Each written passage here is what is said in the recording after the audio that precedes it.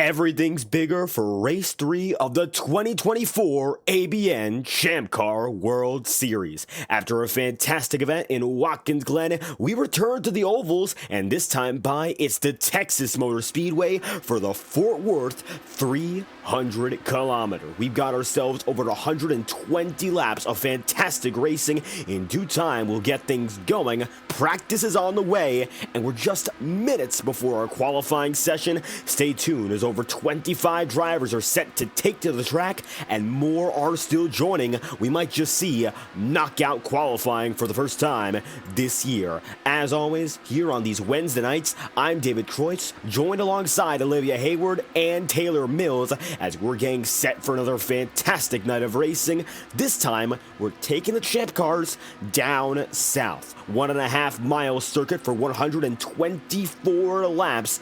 And of course, we've seen great clean racing to kick off the season, and with so many of our consistent veteran drivers or those we've seen before returning once again, and a few notable newcomers, I think we're set for another exciting race here. So, as we get set for a qualifying session, are there any thoughts we'd like to open this race with? Yeah, I mean, this is going to be a fantastic race. We saw some great racing at Chicagoland and at Watkins Glen, but the field keeps getting stronger week after week. We currently sat at 28 cars, tying the series record, but it's the names in those cars that really impresses me. We've got some newcomers. We've got Hamilton Akabusi, like an incredible driver from Team i5G. Definitely one to watch. Emily Howe is back after a week off moving. She had a podium finish, second place at Chicagoland. Sophie Connell finally to prove themselves after a rough start to the season, and Nicholas Pressey and Bryce Sosia currently leading the team's championship with MPM. A very strong duo, and they'll all be working together to see what they can make happen here. Look, gang, you know me, I'm not rooting for anyone in particular, except for maybe Craig Forsyth, who impressed me last week. Winning on debut with an absolutely dominant strategy and, you know, just the entire method of driving. I'm just looking forward to watching this absolutely fantastic field of drivers we have here tackle the high banks of Texas Motor Speedway. And as Olivia will know, I'm impartial to ripping the high line here, so I'm looking forward to seeing who's going to be taking after me here today, David. Got a lot of drivers perhaps to take after you, as right now Lily Fraser, the fastest of which, 23.919. That's the hot time here in practice, and these drivers are just about setting series records at this track. We're going to see a new race winner here at this circuit. Now, we actually talked about that pre-race here. It's a guarantee that we're going to find ourselves a new race winner at Texas, and as a matter of fact, most recently, when it comes to the victory here at Texas, we got one of our own taking it from the cockpit to the booth. I think that's a very exciting point. Watching it first time, not inside the car as a competitor, and seeing who can take it next when it comes to the checkered flag. Victory lane, we're going to find a new driver here in Texas to go there. And when it comes to qualifying, it's going to be one of the most important sessions of the season. The reason being, we have ourselves, as it stands, a total of 28 drivers. Once again, very high car count. And the further back you slide early, the harder it is to get yourself there when the going is, of course, most important. Yeah, absolutely. We're going to start seeing times coming as everyone completes their first lap. This is the first time we're in this track in the daytime, which is quite important. It's been a packed race before, very, very much so. Here, with the high heat of the Texas sun, we're expecting it to be a lot more difficult to find grip in 1 and 2. Our first lap times are coming in. We're in the low 24s already. Track maybe a little bit cooler than we were expecting, but it's going to keep ramping up in temperature as the session goes on. Brennan Gregg, currently the fastest on lap 2 with a 24.320. We're expecting the lap times to ratchet up as well. The tyres get heat, the engine gets heat. It's very important. Nicholas Pressey into the 24.2s now. And yeah, the pace is going to keep increasing as this session goes on, as the race goes on. It's going to amp up the pressure, amp up the temperature, and it's whoever can withstand it that's going to really shine here tonight. Very quick time so far. Right now, looks like it's going to be Emily Howe at the top of the board. The number 83 gets to the point. It's a 24.194. So a few tenths off of that fastest mark in practice, but still on their own. These drivers are pulling a minimum of about 209 miles an hour. They're very quick. And right now, Emily goes up to the higher side of the track. We discussed that pre-race. We're going to see a lot of drivers trying a lot of lines. Almost every line is for the taking here in Texas. And since there's no real use of PJ1 on iRacing, every groove is applicable if the driver knows how to use it. I think that's going to be a very big deal. Right now, it's going to be Howe, Bryce Saucier, and then Eli Sasek, who had a very strong qualifying run at Watkins Glen, got involved with some early trouble that took his night out, and he was the only other driver besides Craig Forsyth to lead multiple laps at Watkins Glen. So keep in mind, Eli Sasek, quick, and I think he's going to be one to watch as well tonight as he comes back for his second start this season. Yeah, not a lot to deal with here in qualifying tonight, David. All individual qualifying sessions, 4 laps on your own. See what the best time is you can do. Obviously, everyone running the low line to take advantage of the shortest route around the circuit. Everyone's been getting their eye in practice, though. We've seen a lot of folk running all different lines, trying to get their eye in on what line's going to have the most grip in the dirty air. But at the end of the day, it's all going to come down to where the clean air is. Like, there can be as much grip on the low side or the high side as you want. But if you've got a car in front of you, that's going to just be throwing loads of turbulent air at your front wing, and you're going to have absolutely no grip coming into the corners. Tyre grip as well, as Olivia mentioned, the high track temp is going to be eating up those front tyres and the rear tyres if you have your weight jacker set wrong.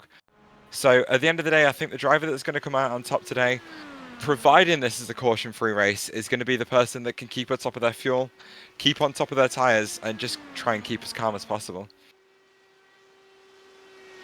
Keeping calm here in the Texas heat, that's going to be quite the challenge. Track is only expected to get warmer and warmer as the race goes on. One track who's going to, of course, Texas, one driver taking to the track right now, Craig Forsyth. He'll jump up to second on the board, and it looks like already going to be back to the front of the field where we saw him last week. Forsyth now going to be second to Emily Howe. Looks like Hamilton Akabuzi takes to the track in the number 7. He's going to be on the higher side of the circuit, coming down through 1 and 2, and we'll see where he'll go through 3 and 4. You could try something different there. Looks like almost right up to the wall to kick it off, and stays at the top, coming now into the front straightaway. Akabuzi, one of the drivers who's well known in open wheel competition around iRacing. And to think of all the newfound competitors we have tonight, he'll be most certainly one of the most essential to watch. If you want to find out what a driver would like to do, best case scenario, Hamilton Akabuzi, really one of those drivers that I think the rest of the field's going to learn from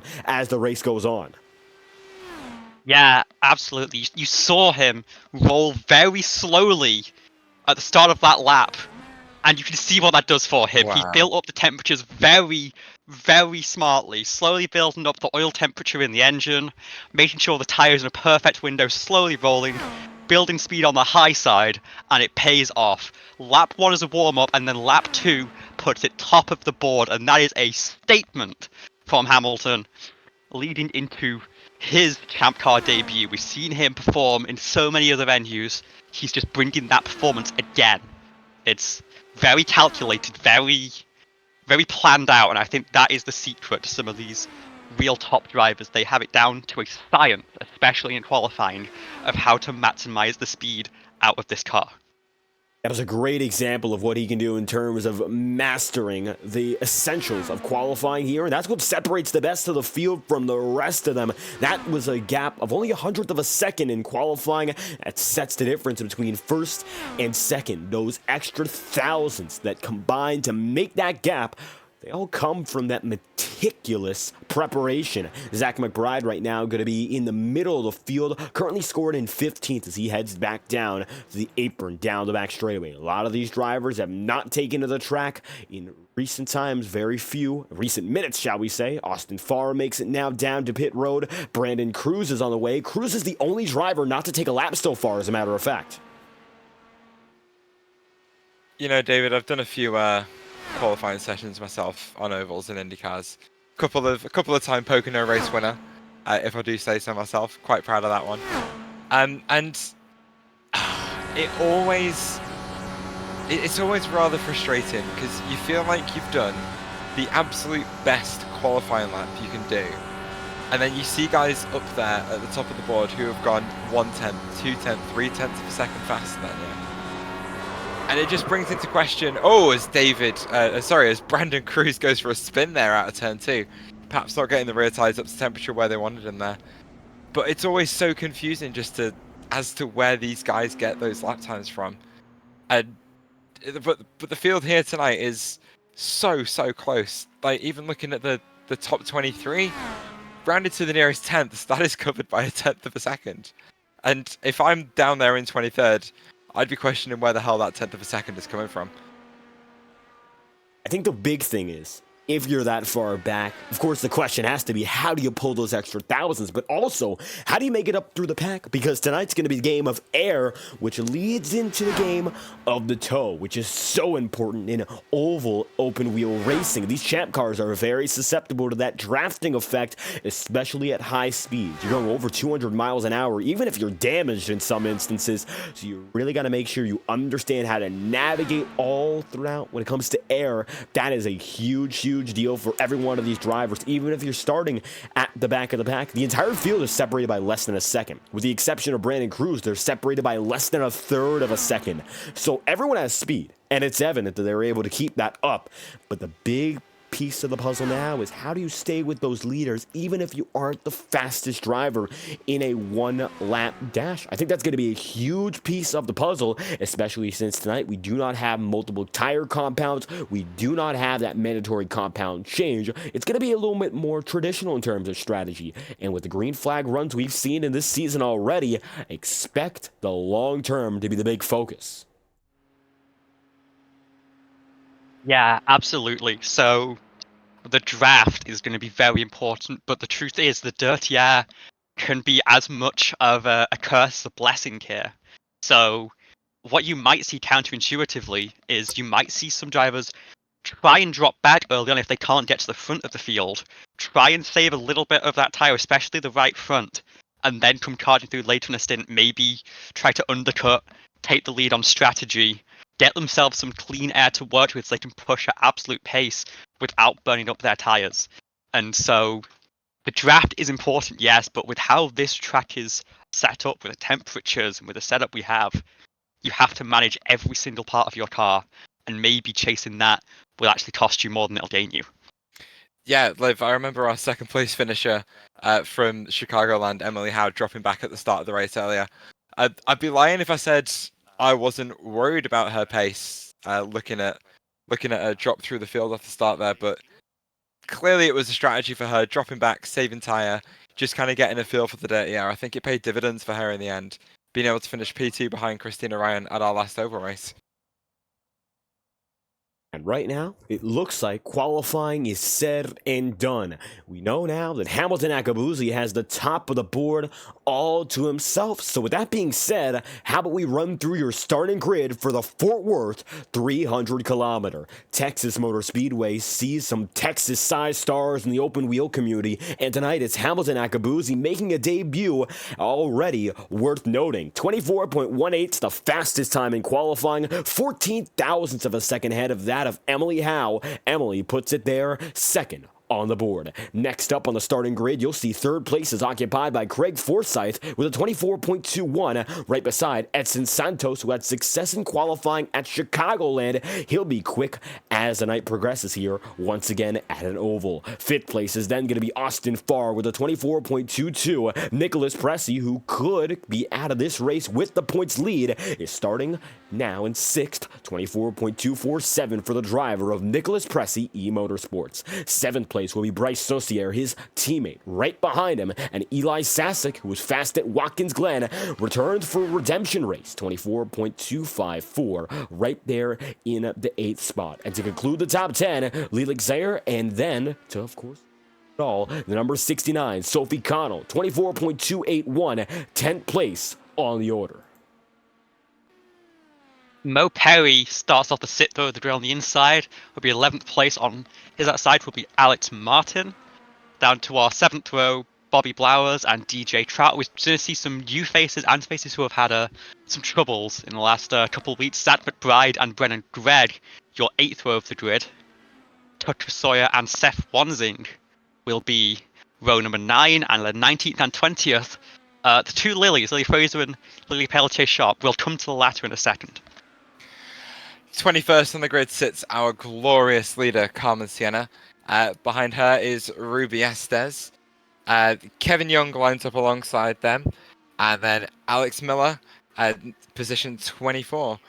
Next, behind them, we have Hunter Peach, an experienced oval racer, as we've seen across all different disciplines of oval racing. Brandon Cruz lines up behind them, who we watched have that spin earlier in our practice session. 27th on the grid is Tommy Withers. Not an amazing qualifying session from them, but we're going to wait and see what they can do here in the race. Callie Hyatt, who had really good pace early on in Chicagoland and ran into some poor luck both in that race and Watkins Glen, rounds out our 28-car grid for tonight's race here in Texas. Yeah, and if I can hop in here real quick, one thing to know about that grid lineup, both Carmen Sienna and Lily Pelletier Sharp have end-of-line penalties to serve from Watkins Glen for different incidents. Lily Pelletier Sharp will also have to serve a drive-through at the end of lap 1, so they will be moved to the back of the grid. Everyone else will be bumped up a row. So Callie Height will start 26th, and then it will be Carmen and Lily behind her.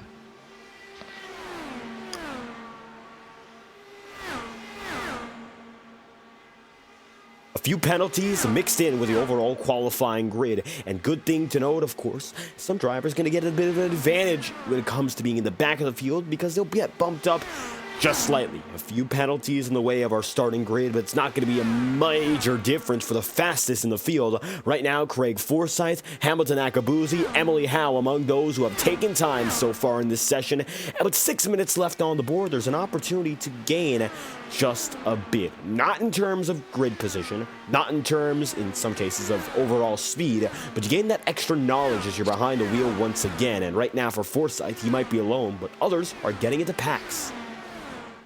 Yeah, Lily Pelletier Sharp pushing the limits there outside of turn 2. Getting a little bit wide and dirty air, smacking into the wall on the outside. That's the difficulty at Texas Motor Speedway tonight.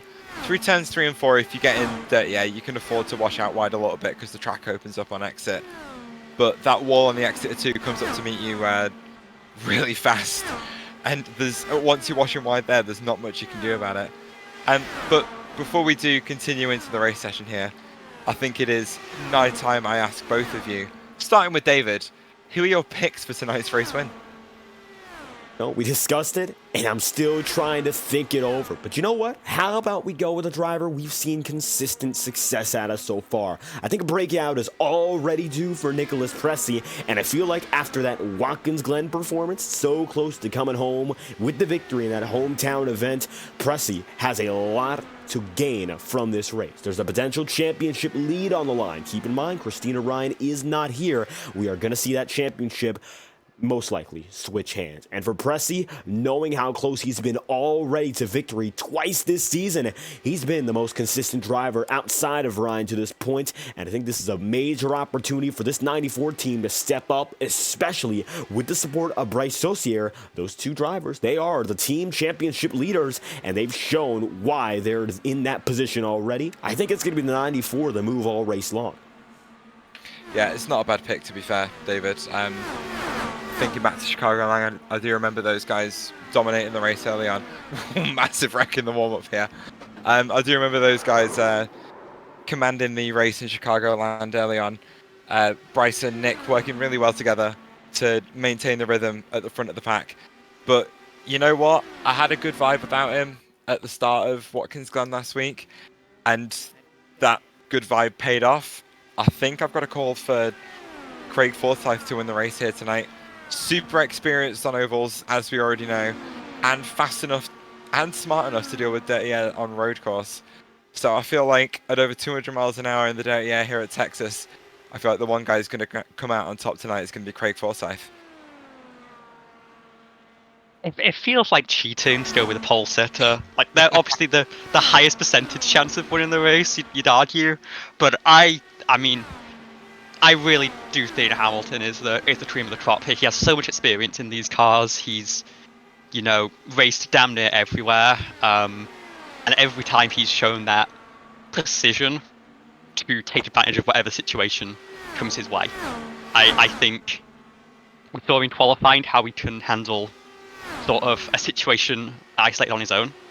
But I think as this race goes on, we'll see him really be able to manage those lanes. I just manage the patch from the front of the field quite significantly. And I think he's maybe a safe bet, but it's a bet that I do believe in.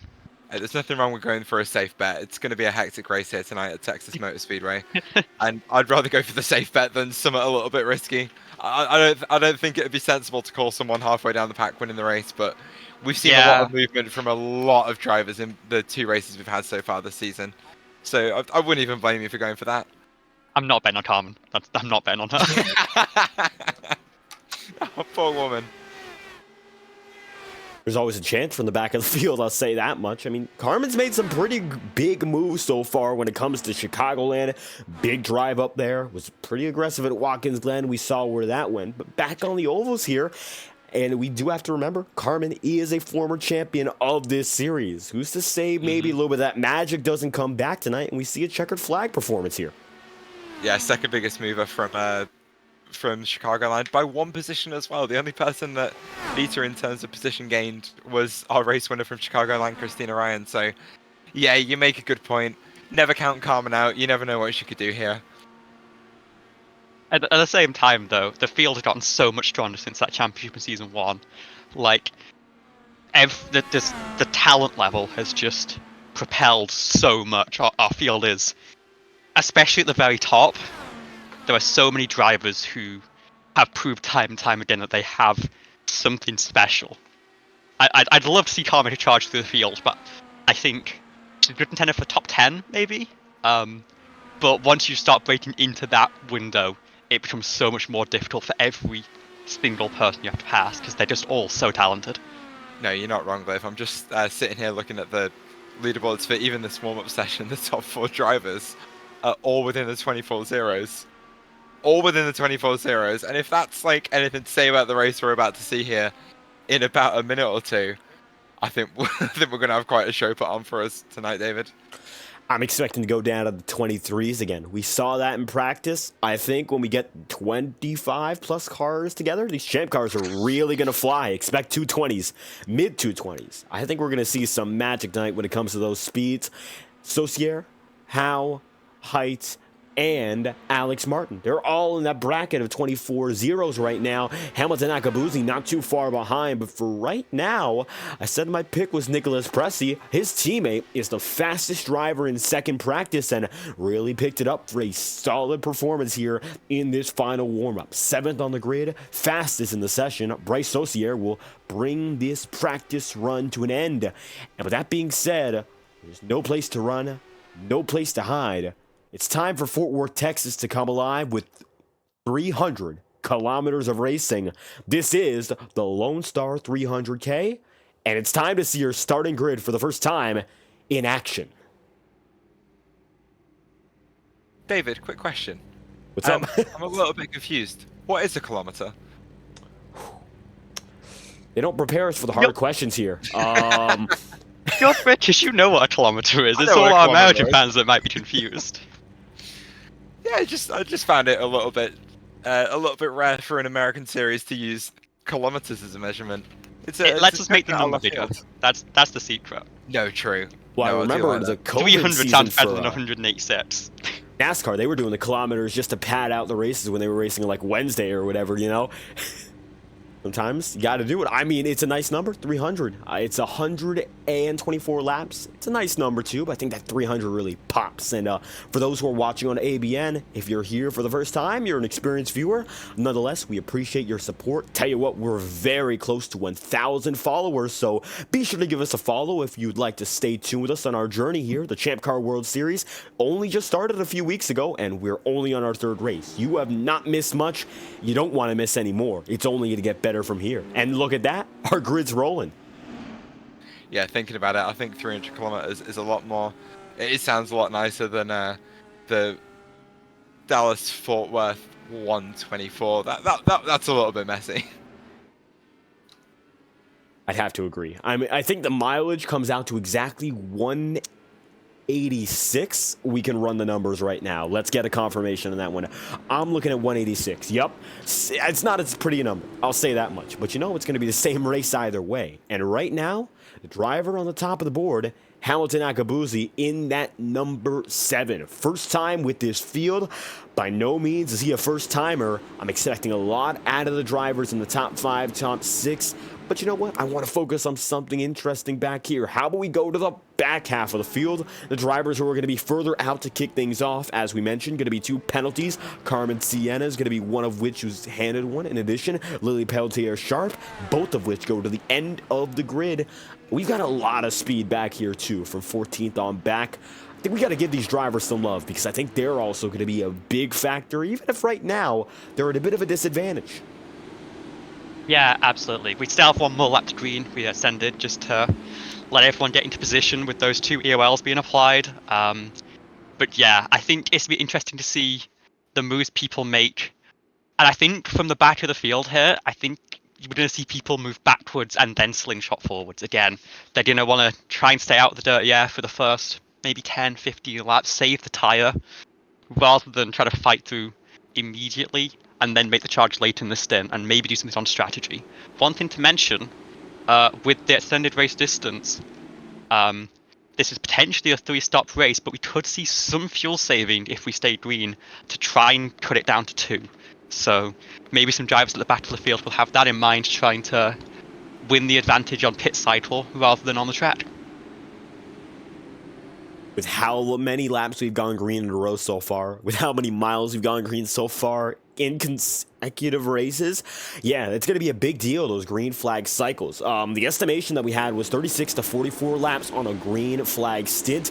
I don't quite know whether or not it'll be possible to go for a two pit stop run for the entirety of this race. I think 3 is going to be almost definite for everyone on the field, but you want to stretch every lap and make that final one all about giving it 110%. So that's a fair point, and we will keep that in mind. It's going to be big about that long green flag run strategy, as we've seen all season long. And now, I'd have to say, I think we have the strongest field this season, and we just keep getting better and better. For the first time this season, Hamilton Akabuzi will lead the way as the iRacing official pace car will drop down and in. Akabuzi and Emily Howe on the front row as the green flag flies in the Lone Star State. Welcome to Texas Motor Speedway. We are green in Dallas.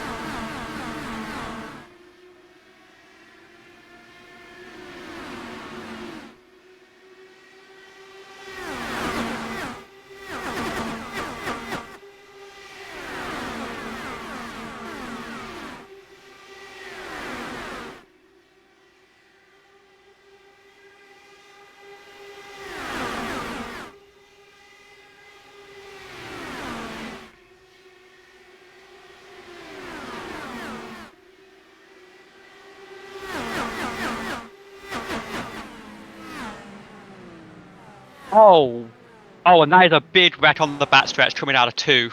We'll have to look into that, but a lot of cars in the latter half of the field caught up in that, and that could be a couple of cars out of the race already here. Major trouble. Yeah, wow. DJ Trout's destroyed. Funny enough that you mentioned it, David. You hyped up the fact that we've gone green for so many laps so far this season. And the first caution of the entire season comes on the first lap after you mention it. I felt like that was going to happen. I decided maybe I'm not going to influence it. It looks like it happened either way. Wow. I mean, this is, after all we've seen clean, this is a heartbreaker for so many drivers. We're taking a look back right now. Let's find out what happened. Kirsten, the commentator, is well and truly here for this season of ABN Champ Car. And here's a look back a lap previous as we're looking now. DJ Trout, who got hit heavy, going to be a prime example of how this all went down. Just a stack up with all these drivers coming so close to each other. And then it's just going to be a chain reaction from there. You saw hopping right over. That was now Rubiestis involved. A few other drivers get away from it. Trout, suspension damage. Brennan Gregg involved too. And it is some heavy-hitting drivers here in the back half of the field getting caught up in it, and immediately we've got trouble. Olivia, I don't think we expect any early pit stops here, do we? Unless someone wants to get out of cycle at all. I'm speaking early yet, watching like 5 drivers come into the pit lane. Do you want to give us a little bit of insight on that? Yeah, so we're going to have some people fitting damage, obviously. Some of these cars will be out of the race entirely, but maybe some will have a chance to come back in here. But if you're at the back of the field, you may as well top off on fuel here. We don't want to maybe take tyres so early, we do have limited tyre sets, but if you can top off, it makes that potential fuel save just a little bit easier. So if you're already at the back of the field, not giving up track position, it might be worth a shot. Going back to that incident, I think my main sort of diagnosis for that is that McBride trying to go to the low line on lap 2, but you saw the dirty air just drift out so intensely, washed up the track, and DJ Trout really nowhere to go. Everyone behind bottled up, and yeah, a really unfortunate incident, but it just goes to show how difficult 1 and 2 is in such a big pack of cars, and how much drivers will have to manage it throughout the rest of this race. Yeah, tyre temp not helping there. 2 laps under caution, which is a little bit short compared to normal under iRacing series, but it gives us that little bit of time to shuffle out all the penalties, talk about the race start, talk about the grid, all that sort of thing. Maybe a few drivers not quite prepared for just how cold that rubber on the back end of the front end of the car is going to be, especially combined with that dirty air on a full 28 car grid. As we saw, that crash did happen down towards the end, so those guys had at least 20 cars in front of them. Maybe not quite being able to pick the lane that had all the clean air, washing out, hitting the wall and causing a huge checkup, obviously resulting in our first caution of the season. Yeah, and actually the big winner from that is Lily Pelletier Sharp. Had to come in at the end of lap 1 to serve that drive-through penalty from last week, but with the time of the caution, stayed on the lead lap and is now just at the tail end of the pack, and has the rest of the race try and make up those positions. She got out of pit lane before the caution flag came out? You got into pit lane, which is the key thing. Once you're in pit lane, you're committed, and you can serve whenever you need to. Wow, fair play. Especially with how Lily's driving has improved over the last year that I've been watching her. Maybe going to be one to keep an eye on today. Yeah, and just to talk to this people, because we've not seen a caution yet this season. Restarts in this series will be single file. All starts and restarts are on the green flag, so Hamilton will have to wait for the green flag to drop before bringing the field back up to racing speed. In a slight departure from what you might normally see in these cars, we see a few more oval rules, so all lap cars will be moved to the back of the field, but as a trade-off for that, we have the lucky dot in effect, and of course wave rounds are available to anyone who is between the pace car and the leader with 1 to green. As we go to 1 to green now. Uncharted territory. And I think it's fitting in a way that one of our new drivers, brand new to this series, gets to take on the first restart.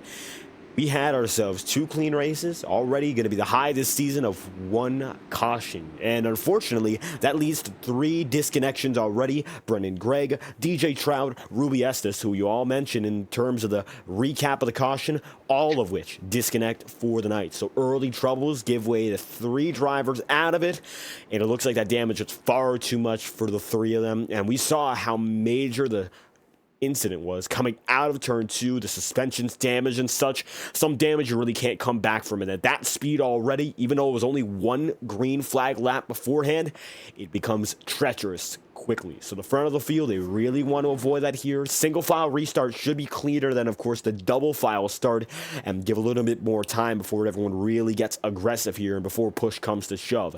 Akabuzi will take the field up high. Craig Forsyth right there with them. Let's see how quickly Hamilton will get the car going, because pace car is going to come down in, and then we approach the typical restart zone in Texas, and it looks like Akabuzi is on the pedal just about at the tail end. Gets going right now. Green flag back in the air, and we've got ourselves the first restart of the season.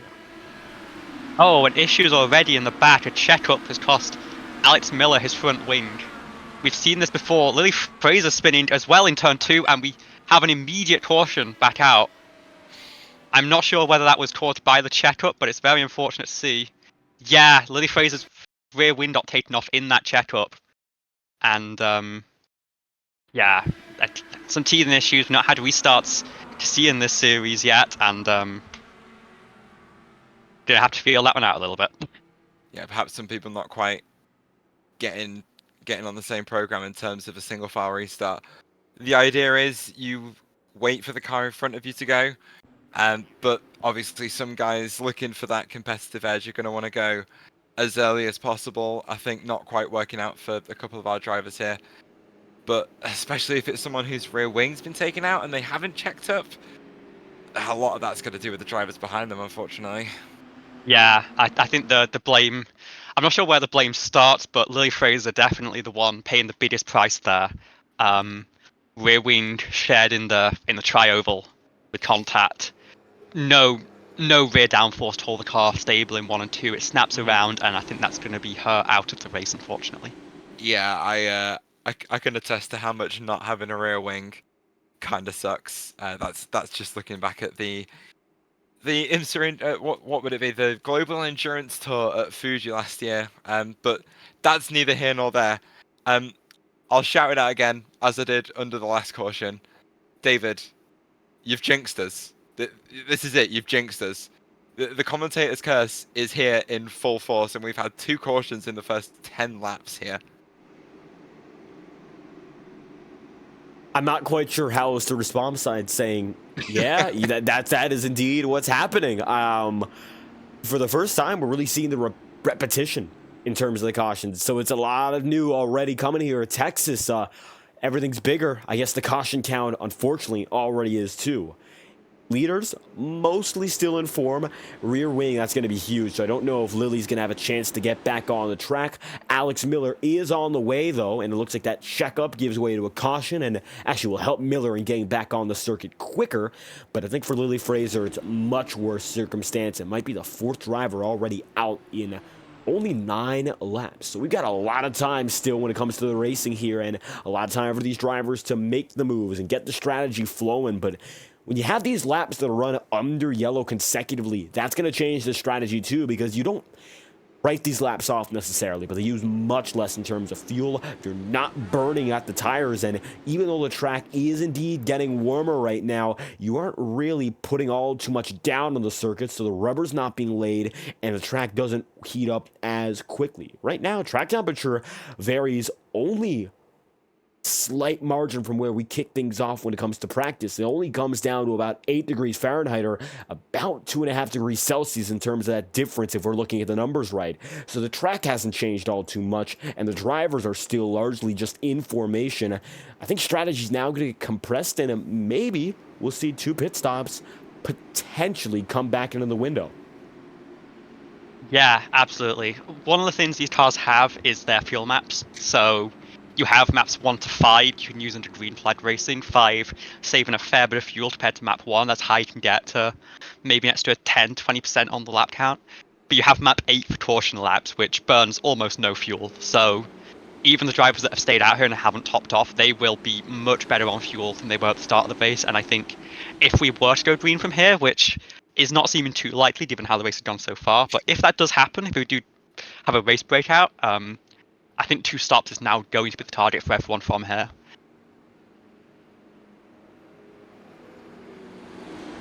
Time to figure out whether or not that's possible. Lined up again, 1 to green. Akabuzi once again at the top of the track. Craig Forsyth already in 2nd, and Austin Farr right now from 5th. He's going to move up into 3rd. That's your podium, and it's time to find out whether or not Akabuzi is going to go late on the zone once again, maybe try to mix things up.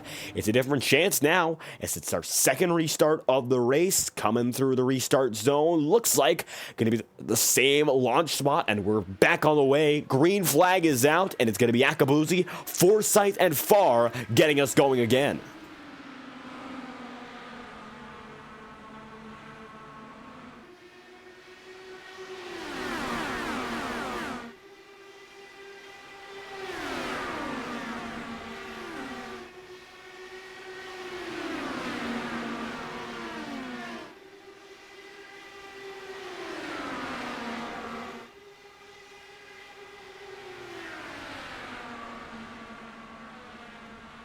Oh! Trouble on the quad oval there. A car spinning into the tri-oval. Just getting dirty air from the car ahead. Or maybe clipping the grass a little bit. Tucker Sawyer spins back into the track on the entry of turn 1. And collects Brandon Cruz, it looks like. That'll be 2 more cars almost definitely out of this race. And another caution. Where these drivers are going to really have a lot to think about. I was very specifically not saying anything whilst I was watching that first lap. I was sat here like, I've got things to say.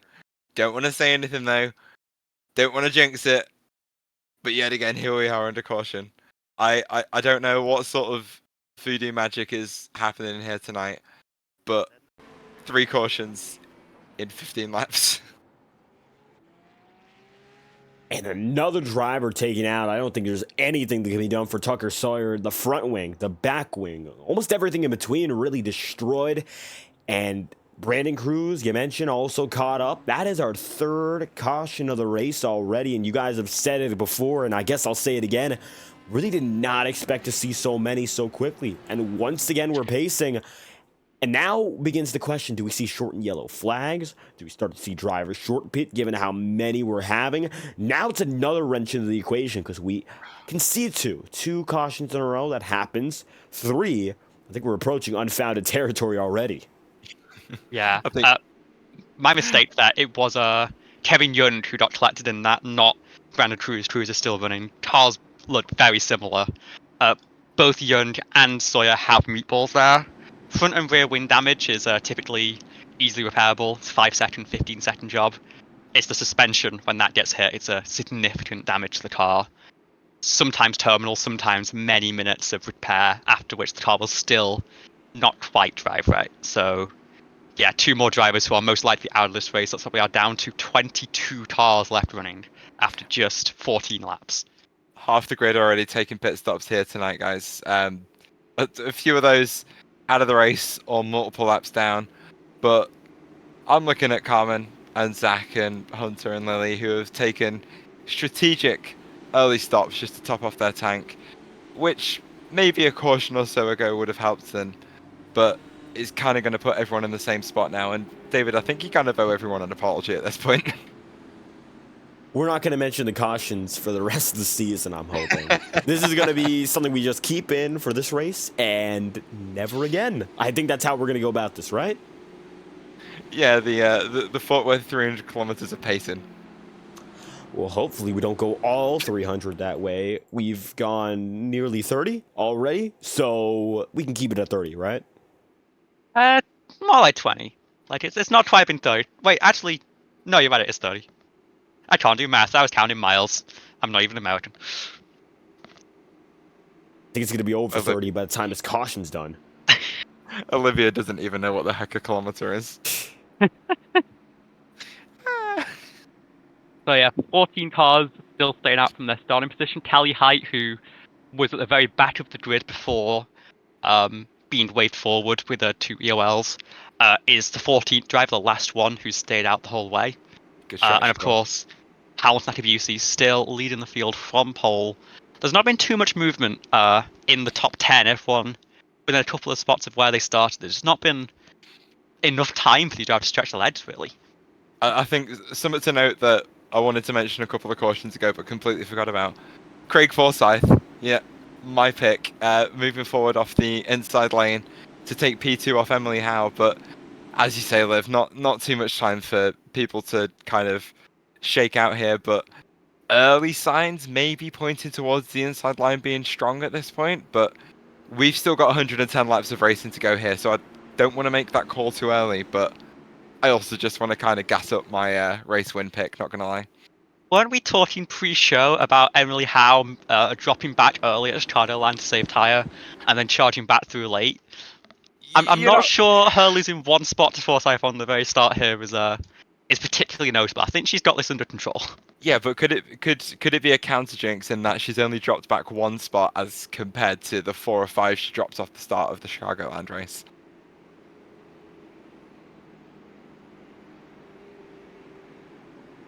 Yeah, that's what I thought. Interesting start to the race, though.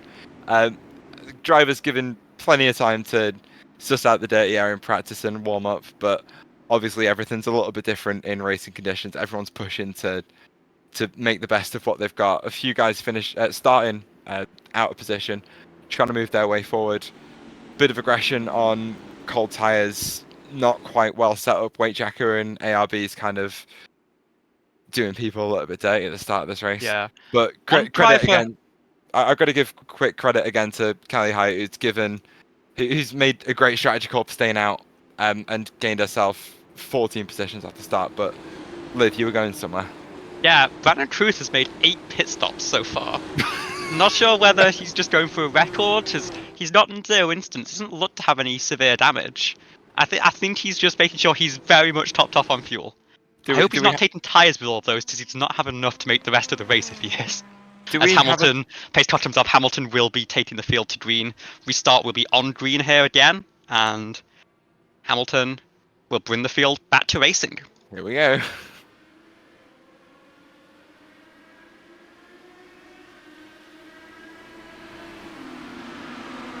Nice jump again for Akabuzi. Fingers crossed, though, for the rest of the field. It looks like Forsythe stays back there, not to mention Emily Howe. Leaders get away nicely. That's been the trend so far. I'm going to look further back, though, and keep our cameras a good watch on everyone outside the top 10. Carmen Sienna now going to be catching up to a battle with Callie Height and company.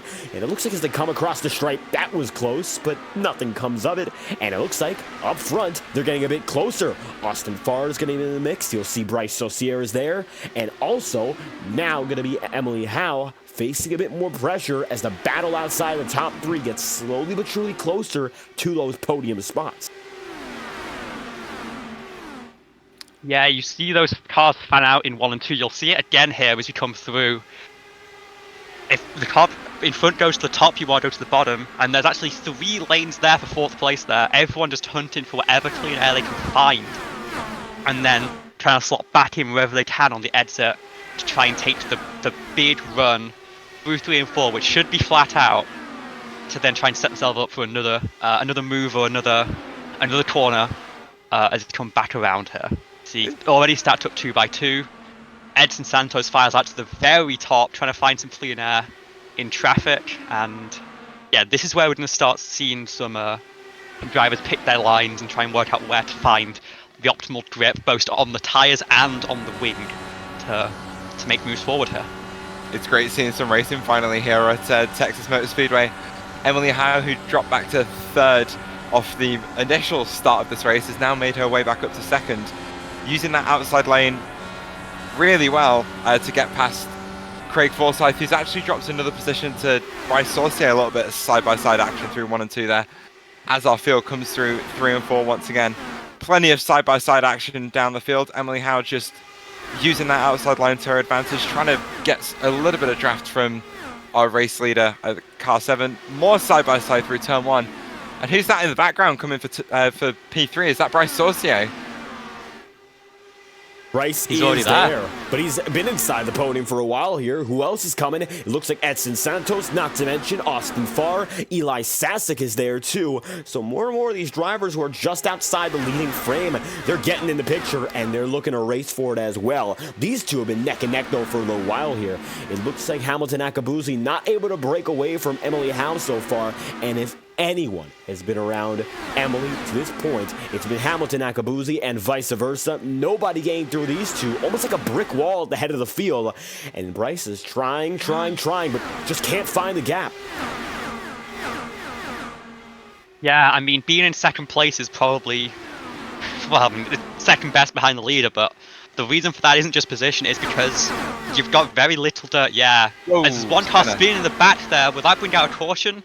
Maybe not. It's Mo Perry who has had a big contact. Car's broken. We will stay green. But that's Mo Perry's race likely over as leaders continue to run into turns 1 and 2 here. Yeah, front light suspension flapping about a little bit there. Really unfortunate for Mo. Not the way they wanted their race to end today. But our race leaders are still side by side here at Texas Motor Speedway, which is exactly what we came here to see, you know. We don't want to see everyone lapping under caution here. We want to see race car drivers going side by side at 200 miles an hour, especially through the tri-oval. Not a lot of room to work with here, but Bryce Saucier looking for that space, squeezing those gaps, seeing if they can get past Emily Howe, who's actually controlling that top lane brilliantly here so far. Hamilton, Akabuzi not really under too much threat at the moment, just kind of running their line on the inside. Not too much Emily can do, she just needs to be picking up that draft and trying to get the run where she can. Everyone else dealing with the dirty air quite nicely as well. Really, really nice clean racing so far since this last green flag live. Yeah, just an update on Mo Perry here. Single car instant, loose off of turn 2, spinning down, luckily not collecting anyone, contacting the inside wall. Maybe a cautionary tale for anyone battling at the front here. They're trying to use the tools, the roll bars and the weight jacker to try and give the car a little bit more rotation through 1 and 2 in the dirty air. But it can very easily come back to bite you if you put a little bit too much into it. The car can just snap, and that seems what happened to Bryce here. So Moher's Bryce makes a move to the inside of turns 3 and 4, looking to try and take the lead off Hamilton, but has to back out of it. Hamilton will lead another lap, but he's coming under a fair bit of pressure here. Yeah, nice little bit of switching back and forward between the top 3 there. Bryce taking away control of that top line from Emily Howe.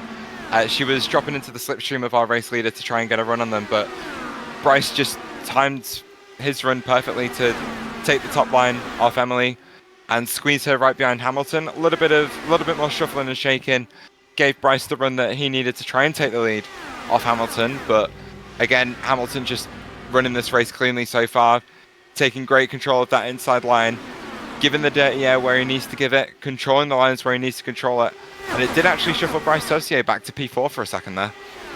Yeah, just hop in as well. On the exit of 4, can still be dangerous. Little Pelletier sharp, got a little bit loose, did some lawn mowing on the grass of the quad oval, managed to collect it coming into turn 1 though, and is now still running the race. Dropped back to P19, but car looks to be in perfect condition by some great car control after, well, after some quite questionable car control coming out of turn 4. Yeah, just watching Edson Santos there for a second. The top line's coming into effect. Edson was running right on the wall through turn 2, which is what I absolutely love to see. Plenty of opportunities for that here at Texas Motor Speedway with the progressive banking all the way through turns 1 and 2 and 3 and 4. Obviously meaning that you can carry a little bit more speed around the outside than you can down the inside. Inside is probably still the place where you want to be at the moment, especially in these slightly cooler track temperatures, but perhaps as the track temperatures start to ramp up, and never mind that, we have another caution, David.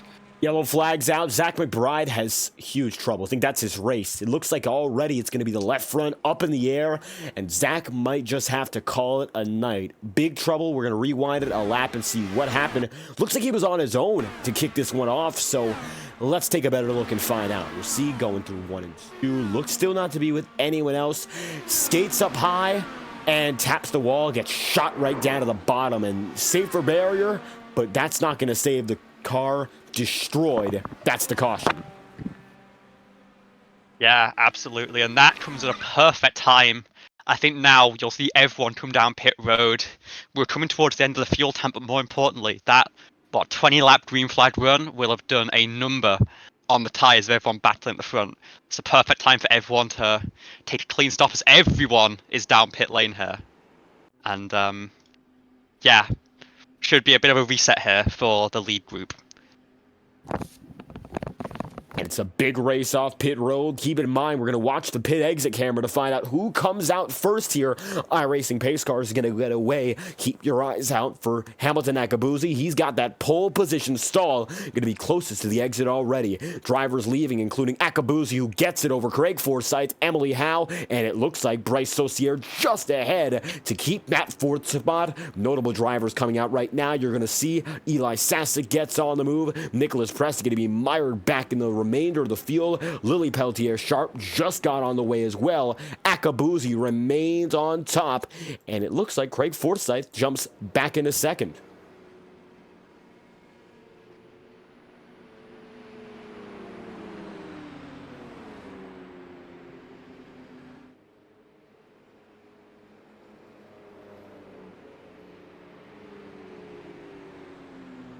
Early pit stops under caution here, kind of neutralizing the strategy once again.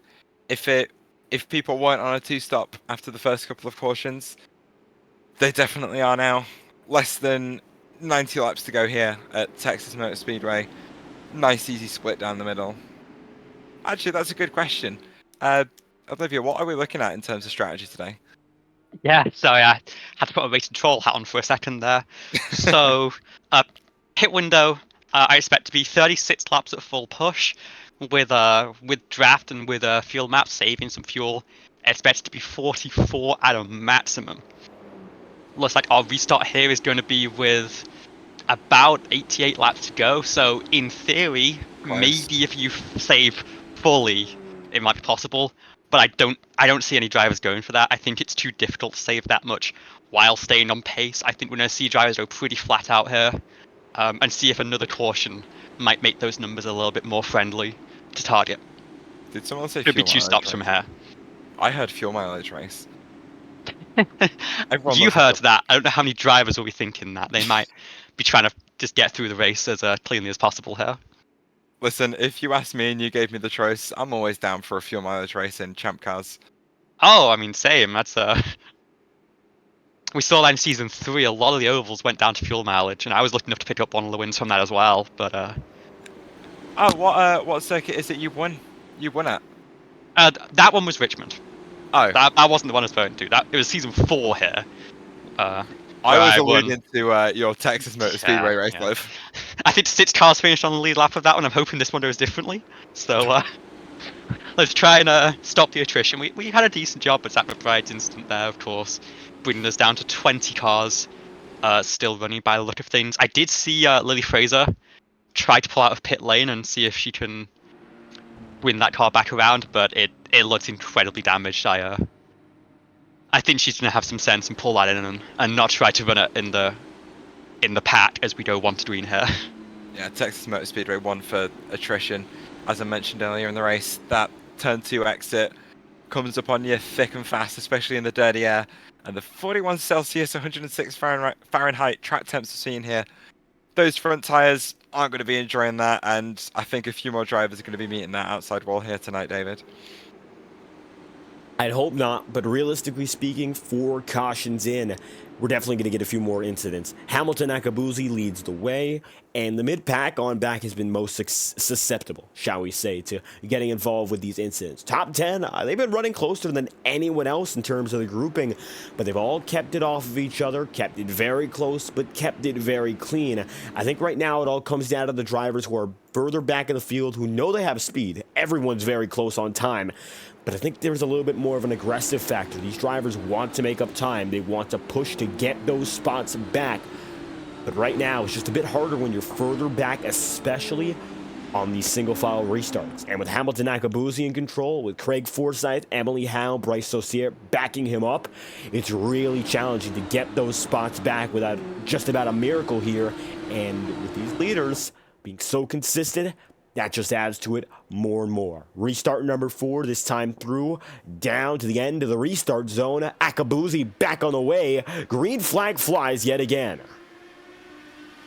Yeah, a lot of stock car instincts kicking in for these drivers, I think. They see the green flag and they want to mat the pedal, but we've seen what can happen when you do that. They need to be patient on the restart, just bring it up to speed, nice and cautiously, and luckily it seems like everyone has been cautious enough to get us going again, as we are already racing very tight at the front of the field here. A couple of drivers I want to shout out here. Seth Wander's in Carmen Sienna up 11 spots from the start of this race. Callie Height up 16 from the very back of the grid to P12.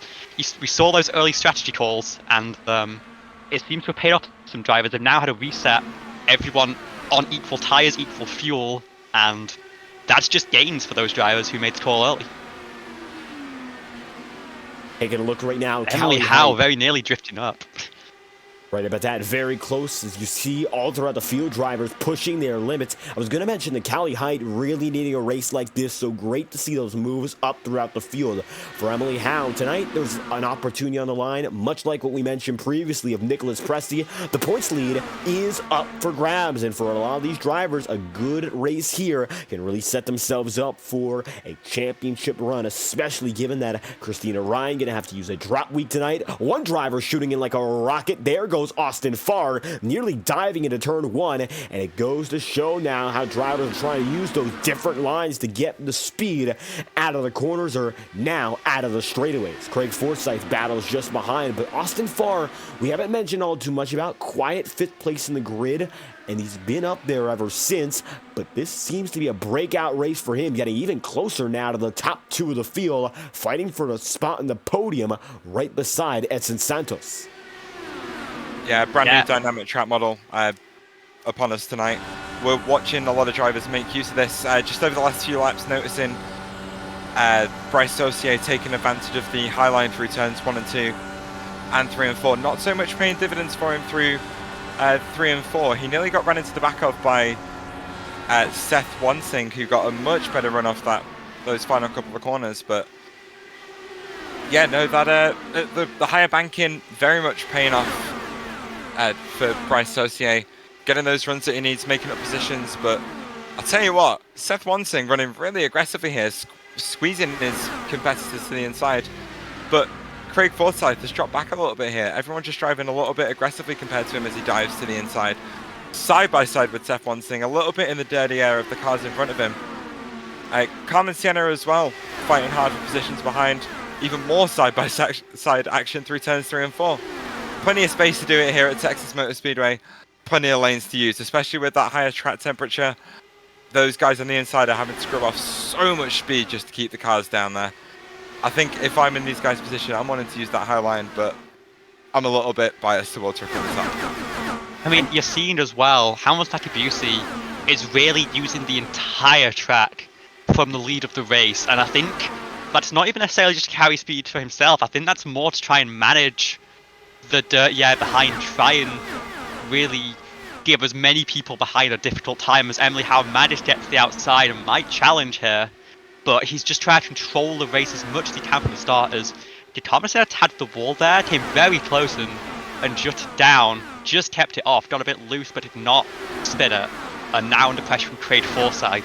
But it's a very packed up race at the front, and Hamilton doing his best to be the bottleneck to hold everyone back, as if one car gets past, suddenly you're in the dirty air, and if you pick the wrong lane in the wrong corner and the leader goes the same way, it could be a disaster, as we have a caution out here on the exit of turn 2 again.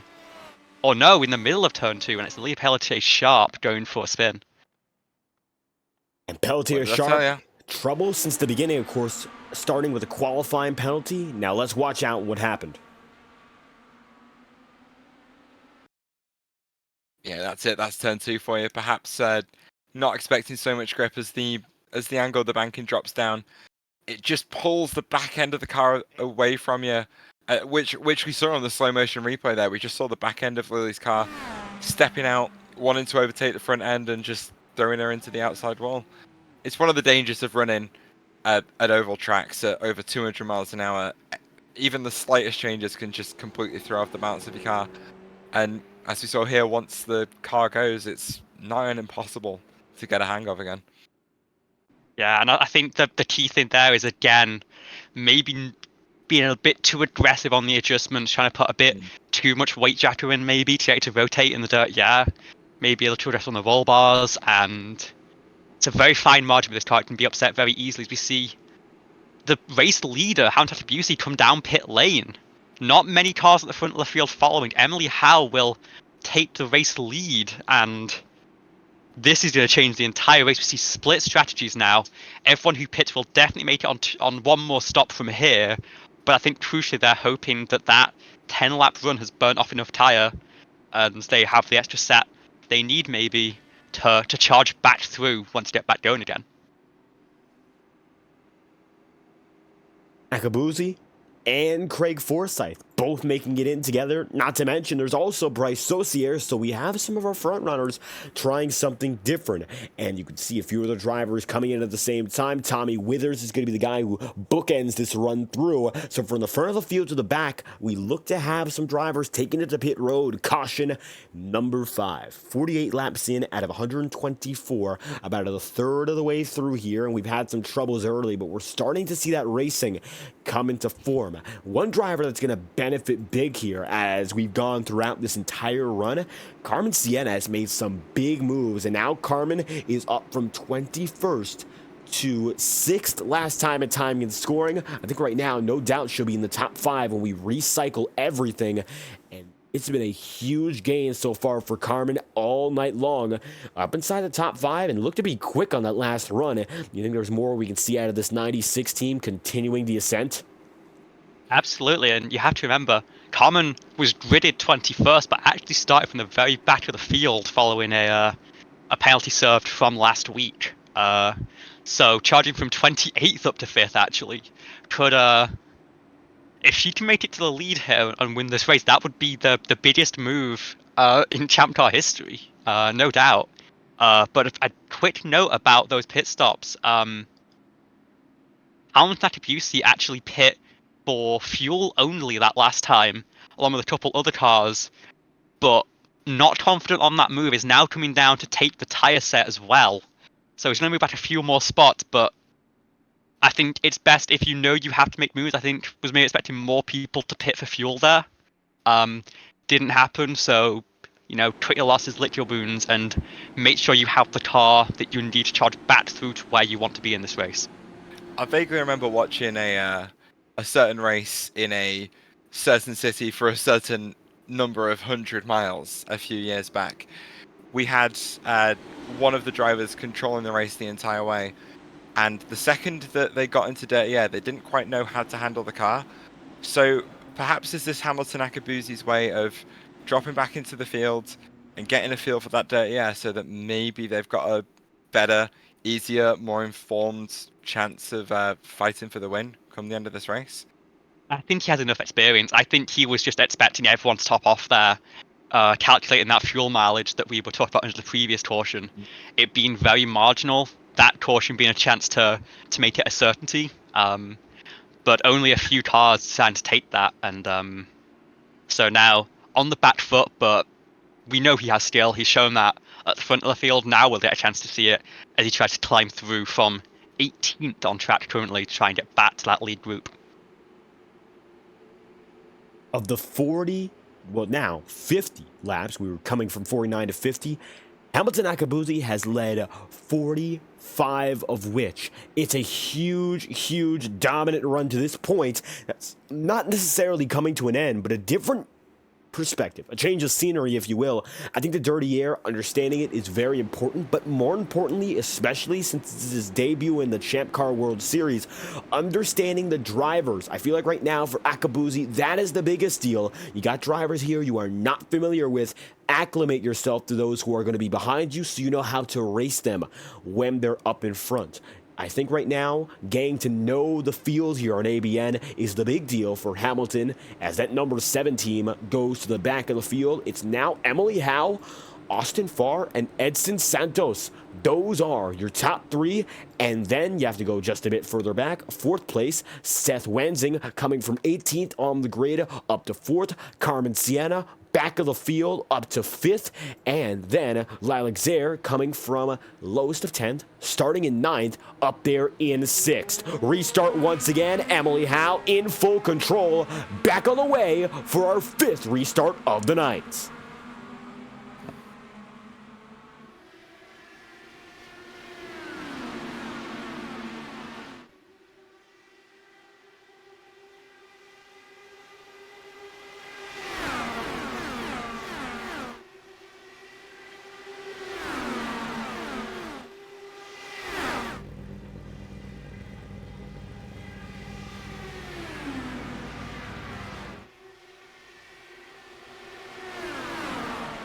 And you see already, Emily Howe learned from following Hamilton how strong that low line was in 1 and 2 to control the traffic behind.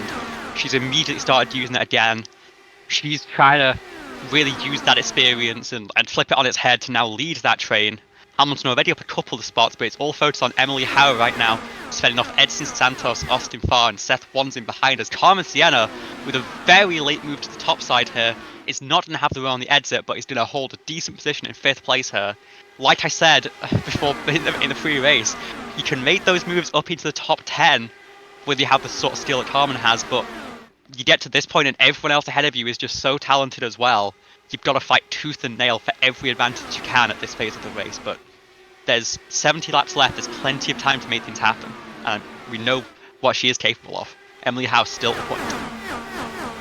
Emily Howe, Edson Santos, Austin Farr still going to be your podium, but I want to look a bit further back and notice someone who is once again looking quick. Eli Sasek, who had a very quick car at Watkins Glen, who was quick enough in qualifying to maintain a top 10 grid position, is now returned to the front of the field yet again, seeing a few other drivers cycle out for the time being. It's an opportunity for Eli to maybe gain those spots and run up in front.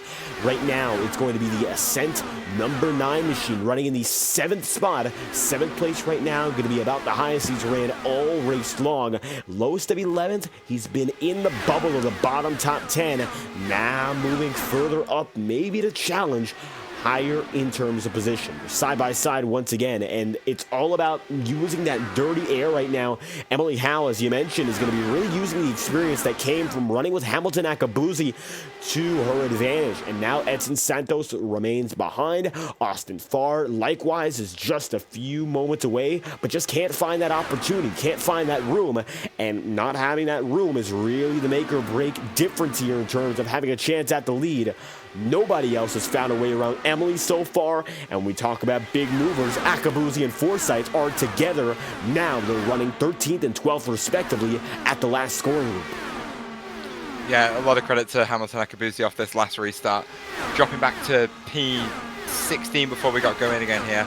He managed to pass Hunter Peach and Sophie Connell both in the same corner in the last couple of laps. So very much making their way back up to the top of the field here. As watching the field go almost 2 by 2 at the front. Lots of exciting racing happening so far, and what a pleasure this has been to follow. Nose to tail for Akabusi and Craig Forsyth here, as Akabusi's looking for the inside, side by side coming through the tri-oval, side by side again through turn 1. Good run on that inside line, using that inside line to his advantage once again. Beat it back at the top, and just like that is through on Craig Forsyth with a move that was set up coming into the tri-oval. Yeah, we're going to see a lot of that. It's all about the run you get coming off to the previous lap, really, to set up what you can do on the entry of 1 the next time by. Notable there, Craig Forsyth was on the same age of tyre. The cars ahead now, with the exception of Bryce Socia, all on about 15 lap older rubber. So the moves will be a little bit easier here, but he's being patient. He's picking them off slowly. He's not forcing anything. It's very difficult to know. It's easy to overstep the mark, as Edson Santos is actually now taking the lead of the race, and Emily Howe is going to fight back on the outside line in 1 and 2 here. Has a pretty decent run, but Santos will cut off on the exit here and hold position for another lap. Austin Farr rubbing his hands in the background there, P3, watching Edson Santos and Emily Howe go side by side through 1 and 2, and then 3 and 4. Perhaps looking for an opportunity to try and take the lead here. Gain a couple laps. Of course, we do score points for laps led here in ABN Champ Car, so everyone's looking for as many as they can. 2 by 2 once again through turns 1 and 2 for these drivers, fighting, as Olivia said, tooth and nail for every single position. As Hamilton Akabusi making a position up for P11 on Alex Martin. If anyone was doubting him being back in the field now, I think he's going to come back through pretty quickly here. Yeah, Hunter Peach got loose off of 2 that lap, hit the inside wall, no caution, but it looks like his day might be done. Down to now 18 cars still running on the lead lap here. We'll keep focus on the front of the field here, as this battle, both for the top 5 and on the fringe of the top 10, heating up as the track temp heats up 42 Celsius here in Texas as we come to 2:20 p.m. The mid-afternoon sun really starting to bake these drivers. And it's about halfway through this race as well. 61 laps remain. And with how quick those drivers are making it through every lap now, that is not a lot of time in the slightest. Pit stops still have to come into play here, so these drivers have to keep it on that strategy. But right now, all eyes are on Emily Howe going back and forth with Edson Santos, Austin Farr, and Carmen Sienna. Carmen now going to take it all the way up to the top of the track, looking to get her run going there to fight to get inside of the podium. She'll be side by side now with Austin Farr. They're neck and neck now fighting for third, and the leaders are just ahead as now the 96 making some moves up, and the last to first challenge is going so far pretty well for Carmen. Up top still, it's going to be 2x2. The 96 takes it higher. Austin Farr remains low, and Austin knows he wants to defend that spot on the bottom groove, doing a very nice job of that right now. They're still neck and neck off the corner, and it's really going to take a mistake or two to unsettle either Austin Farr or Carmen Sienna, and it's really going to be about whether or not someone gives in at the line. They're still as close as they can be. She's driven that top lane. I can't not get excited about this. There is absolutely nothing more, nothing I love more than watching Champ Car Machinery go around a track that fans out just as wide as Texas does in the corners, enabling cars to go 3, 4, maybe even 5 wide if they push it. Carmen tucked right under the rear wing of the leaders, looking for any gap that she can, even trying to create it for herself. Credit to Lilac Zia as well, who's maintaining that 5th position, fighting off Bryce Saucier beautifully, who goes to the top side, trying to look for all of that clean air, as the leaders are fanned out 3 wide once again through turns 2 and 3. And it's still on the edge of the top 10. Wow. Finally, it's the top 10. Bobby Blauer's tagged the wall side by side with Hamilton. Callie Height nearly doing the same. He's just slowly trying to pitch his way through. It gets tougher here. Eli Sassett now ahead, throwing some dirty air, but we've seen Hamilton be a little bit patient now. Just under 20 laps into this green flag run, up into P9, and soon it's going to be right on the back of that pattern for the lead, as they're still fighting almost 2 wide every corner. Emily Howe and Edson Santos with Carmen now in 3rd, really hunting them down behind. Carmen getting right up to the podium now. It's still going to be 2x2. Carmen really trying that high side, trying to get something out of it there. Edson Santos nor Emily Howe have been able to get that higher groove working the same way. And I think that's going to be the big difference right now. If Carmen has to do something, she's got to do it different. Working on that higher side, trying to get the run down the straightaways at the line again. It's going to be Emily Howe barely with the lead by 23 1/1000ths. Now keep in mind, last time we went to an oval track this season, it was a barn burner of a finish. It came down to less than 20 thousandths of a second. So that gap, while close, can become even smaller when push comes to shove.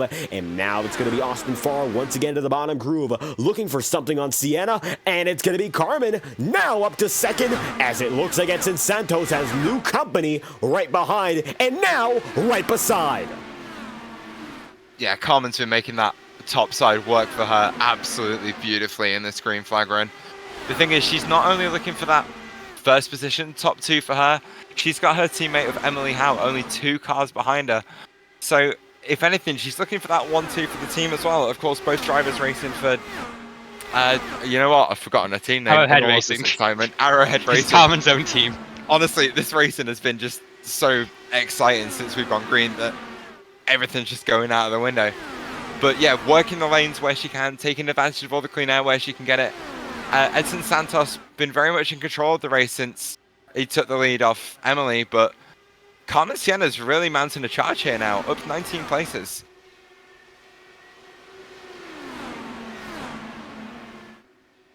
Oh, got a request from the Twitch chat here. I think that's Dud South. Hello. Wants an onboard of Hamilton, who is now right at the back of this lead patch. We're able to see a lot on board here as he continues to hunt through. Now behind. Oh! Ooh.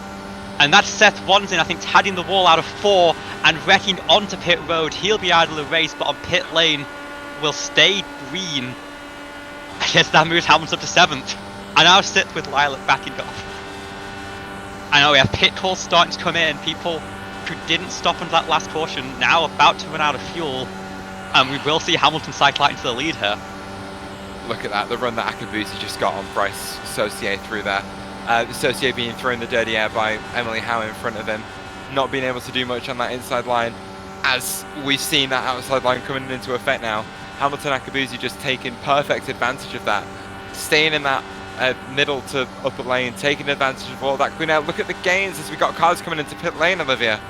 Yeah, Edson Santos and got to avoid Seth Wanzin, who's bringing it back round with that damage. Couldn't get into the pit box after wrecking onto pit road. And it's both Emily Howe and Edson Santos down on the lane. The pit cycle is well and truly underway. And the big winner here is going to be Hamilton Akabusi. He made that top off. He's going to be able to stay out, and the cars that are stopping now, they won't be able to make it. We've got 47 laps to the end by my count. They're going to have to stop another time. Hamilton Akabusi, one stop to the end. Carmen leads a lap, gang. Carmen's led a lap. But she has pitted, and Hamilton Akabusi has retaken the lead. Tops well up on fuel.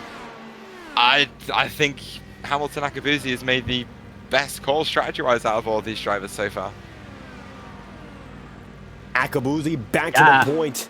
How about that? Bryce Saucier. Now we see Lyle Xavier is going to be scored in third. Craig Forsyth in fourth now. You got to make it to the end if you want any chance right now. I think that's the name of the game for strategy as people continue to come in. Yeah, I think anyone who stayed out and extend to about 81, 82 might have a chance, but I doubt that's many people. I think the 6 cars that stopped into that previous caution are now very much in control of this race. They can extend another few laps and get themselves well into the window, and then they'll have the fresher tyres as well. This would be a powerful undercut for the drivers who have just come in. But I think Akabusi was being patient and is now with a clean edge and be pushing every single lap until that pit stop. What is it about drivers called Hamilton and making really good calls and being really good at driving single-seater race cars? Well, it's his first name. It's a little bit different. Hey, listen, it all counts.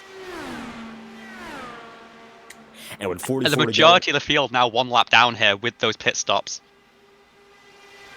Right about that, every lap counts now. And a lot of the field is one lap down, only about 7 of which are scored on that lead lap. So for Akabusi, Bryce Saucier, Lilac Zaire, we have Craig Forsyth, Nicholas Pressey, and Tommy Withers. Not to mention, we also have Brandon Cruz. Most of your field, one lap down or more, and Hamilton Akabusi leading the way here. And when it comes down to the lead, gap to second, 2.5 seconds as it stands back to Bryce. So I think that strategy call of staying in the back of the field on that final caution to this point really paying off now. You got to think about the long term as a driver, and I think for Akabusi, the big thing is making it in with one pit stop only. Most of these drivers have to go in for a second, but if you're in the circumstance of the number 7 or those who are still on the track, you're in a much better spot to go for a podium finish. If not, maybe fight for the win as well. But right now, Hamilton's got it, and the net leader off of pit road to this point will be Emily Howe, who finds herself one lap down in 8th. Edson Santos not too far behind. Neither is Austin Farr or Carmen Sienna. It looks like the same group bunching back together. Yeah, looking to Emily Howe and everyone behind her. A lot of those guys really hoping for another caution to come out before the end of this race here. However, they definitely don't want it to be coming out now, because these are our guys that are going to be stuck a lap down if that, that pace car makes its way out on track now. Hamilton Akabusi, Craig Forsyth, Bryce Saucier, and Nicholas Pressey in a fantastic place here to, if a caution comes out, be on the lead lap, and also still with one lap to go as Nick Pressey calls to the pit lane. Yeah, Pressey actually did stop under that most recent caution. Maybe pin a little bit early thinking he can make it, but after a bit of fuel saving. On the contrary, Lilac Zaire pitted end of lap 82 there, which might seem early, but she didn't pit under that previous caution and saved all the way to that lap. And so I think if she's planning to do the same, she's not in traffic right now, unfortunately. She wants the cars ahead to punch a hole and give her that opportunity to fuel save. But if she can catch up to group or have a group out ahead of her, she might get to make it to the end here. As well as everyone who's still out on track, the 5 who pitted under that last caution and have stayed out to this point. Akabusi now clocking lap 88. It'll be 36 to go after this lap, and that is right on the fuel number. Honestly, if I was looking to any driver to pull off some sort of weird, unusual, out of left field, uber fuel saving strategy, I think it'd be Lilac. Yeah. Oh, and here comes Akabusi actually. Very hot into pit road, gets it stopped just in time. Inch perfect. And just as I said, the pit window now opening to go full push to the end. He takes the opportunity with both hands, just tries to consolidate that advantage, knowing that a lot of the cars he was fighting with, maybe even battling the last few laps, but more importantly, have to make one more stop here. Craig Forsyth calls pit lane as well. I wouldn't be surprised if we find Tommy Withers and Brandon Cruz following not far behind. And that would very quickly conclude our pit cycle here and put everyone back on the same lap with about 35 laps to go. Edson Santos, Emily Howe, still nose to tail. Hamilton Akabusi looking like he's going to be clearing him, but it's going to be really tight coming off pit lane here as he tries to get back up to speed. The gap, in fact, being just about a second as the rest of the field comes off turn 2. They'll catch him to 1. Strategy call. I think they're going to catch him to turn 1 here, but he might be able to defend it as he comes up to speed here. He's got just enough of a gap. And again, that is the importance. I said that the thing about Hamilton is that he is so precise with everything he does. We saw it in qualifying, that pit stop, inch perfect on entry, gathering all the speed he could to make it quick. And that was the key. He cycles back out into the lead by just a margin. And now he will be in the lead of the race. And, unlike a lot of cars behind, should be good to the end. Looking at where Hamilton was before the pit stop cycle started, down in P5, just as everyone started to get through their pit cycle. The fact that he's been able to make up literally 5 positions in that pit stop. Credit to his traffic management and just pitting, getting that perfect amount of fuel on board to get to the end. What a fantastic driver so far. Brilliantly controlled race, brilliant driving, brilliant calls. I did call it. Yeah, no, I'll give you all the credit for that one, Liv. I'm not winning the sweepstakes so far, gang. Hamilton really is in full control, but I think right now the big piece of the puzzle that we have yet to find, what can these drivers right behind do? Someone like Emily Howe, someone like Austin Farr, or Carmen Sienna, how can these drivers get back together, of course being led around by Edson Santos, and get back to Hamilton Akabusi and make it a fight for the win? By no means do these drivers want to bow down and call it a race. They're close enough where I definitely think there's going to be a fight involved. Coming across the line this time through, the previous gap was 0.7 of a second, just under 7 actually. And this time around for Edson Santos, he actually lost a 10th. So it means that Hamilton Akabusi is still quicker despite not having that toe, and that clean air makes all the difference. That is huge. If that keeps up as the trend for the rest of this race, that is game, set, and match for Hamilton Akabusi. But now we just got to find out whether or not Santos or Howe or Farr, are they saving, or they really don't have what it takes to get back there. At the line again, they lost 0.2 of a second. I mean, they have to be saving, surely. They're looking at their fuel gauges and realizing that Hamilton's got them hook, line, and sinker. They ought to be praying for a caution, of course, to get themselves topped off and stay on the lead lap to make a charge later. But you'd have to think in that situation, Hamilton would cover them off, come in for tyres as well, and just try and control the race at the end like they did at the start. They really need a caution here to deal themselves back into this. So if they had to make another stop, they're going to fall a lap down at the finish, and drivers who weren't considered a factor in this race, Craig Forsyth, Bryce Sosia, Lilac Zir, might be the ones to actually take those podium spots. Emily Howe still pushing though. The 85 Machines champ car touching the wall on the exit of turn 2 there. Despite the fact she's trying to save every last drop of fuel that she can at the moment, she's still giving it everything she's got, which is exactly what I'd expect from her at this point in the race, David. Trying to catch up and maybe make up 2 spots with 1 pass. Very close to Forsyth and Bryce Sosia here, so there's a big opportunity for perhaps a top 5 finish if these guys can catch up to Carmen Sienna, but I think that's unlikely right now. This is a battle further out in the frame. It's the fight for 6th. Bryce has it. Craig Forsyth is getting closer, and Lilac Zir is still giving these drivers a bit more pressure than expected given the circumstances, so keep that in mind here. One driver going to wiggle down to the bottom and let them all through. Lead lappers are still going to battle one another, and at the stripe, Hamilton Akabusi is still pulling away with now nearly a 1.5 second lead at the line. Emily Howe and company are really not able to put anything together right now and make gains. Yeah, funnily enough, Emily's just lost it. Emily's just lost it. Just as I was talking about how she was going wide on the exit of 2, really pushing the limits, she smacks into the wall on the exit of turn 2 and spins the car around, shedding champ car debris all over the circuit here. I was just going to talk about how she made a move on Edson Santos, who didn't fight her much at all. Obviously to try and set up a little bit of fuel save, but just the car getting a little bit tight on her pushes her out into the outside wall of turn 2. And it doesn't look like too much suspension damage. Theoretically, she can get back in, replace that nose cone, stay on the lead lap. But at this rate, Emily may have caused the exact caution that she needs to get a good result out of this race. I'm just hoping she can recover from the front wing damage.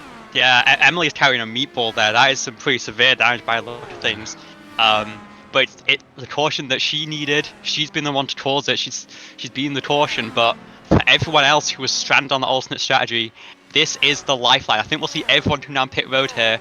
Hamilton is going to know how important the fresh tyres will be, but everyone behind needs the fuel. So they'll all come down pit road, and we're going to be set up about a 20-lap shootout to the finish here. Yeah, just looking with at that one mistake, the entire race been turned on its head. Just looking at the toe on the front right of Emily's car there, I should have spotted that. Very much pointing out to the right, and I don't think that's what we want for left-turning cars here at Texas Motor Speedway. If we run it in reverse, maybe Emily have a better chance then at this point. Yeah. Wasn't that something that Jeff Gordon's Talladega Tony race? Stewart, I think it was. Tony Stewart suggested it at Talladega. Top him up. Hamilton had Busey just making it out of pit road in the lead. Ensign Santos having to have a quicker stop there, but Hamilton leading the field down onto pit road, managed to keep that advantage and will be in control for this restart with 21 laps left, just about 30 miles or however many kilometers. And this is going to be an all-out brawl from here. Everyone has fresh rubber. They've got enough fuel to make it. There's no need to save anymore, other than maybe trying to hold on to tyre for a little bit. But everyone's got what they've got. Now it's time to fight. So we're not turning half the grid around and sending them back in the other direction. No, we're having a great race.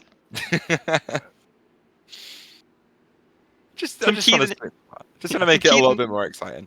Yeah, some teething issues early, but once we got past those, this has been fantastic. And yeah, Emily Howard trying to push there just puts one more twist of fate into this race. Hamilton Busey thought he might be in the clear, but the nature of a race, there can always be a caution and suddenly you have to fight for it once again.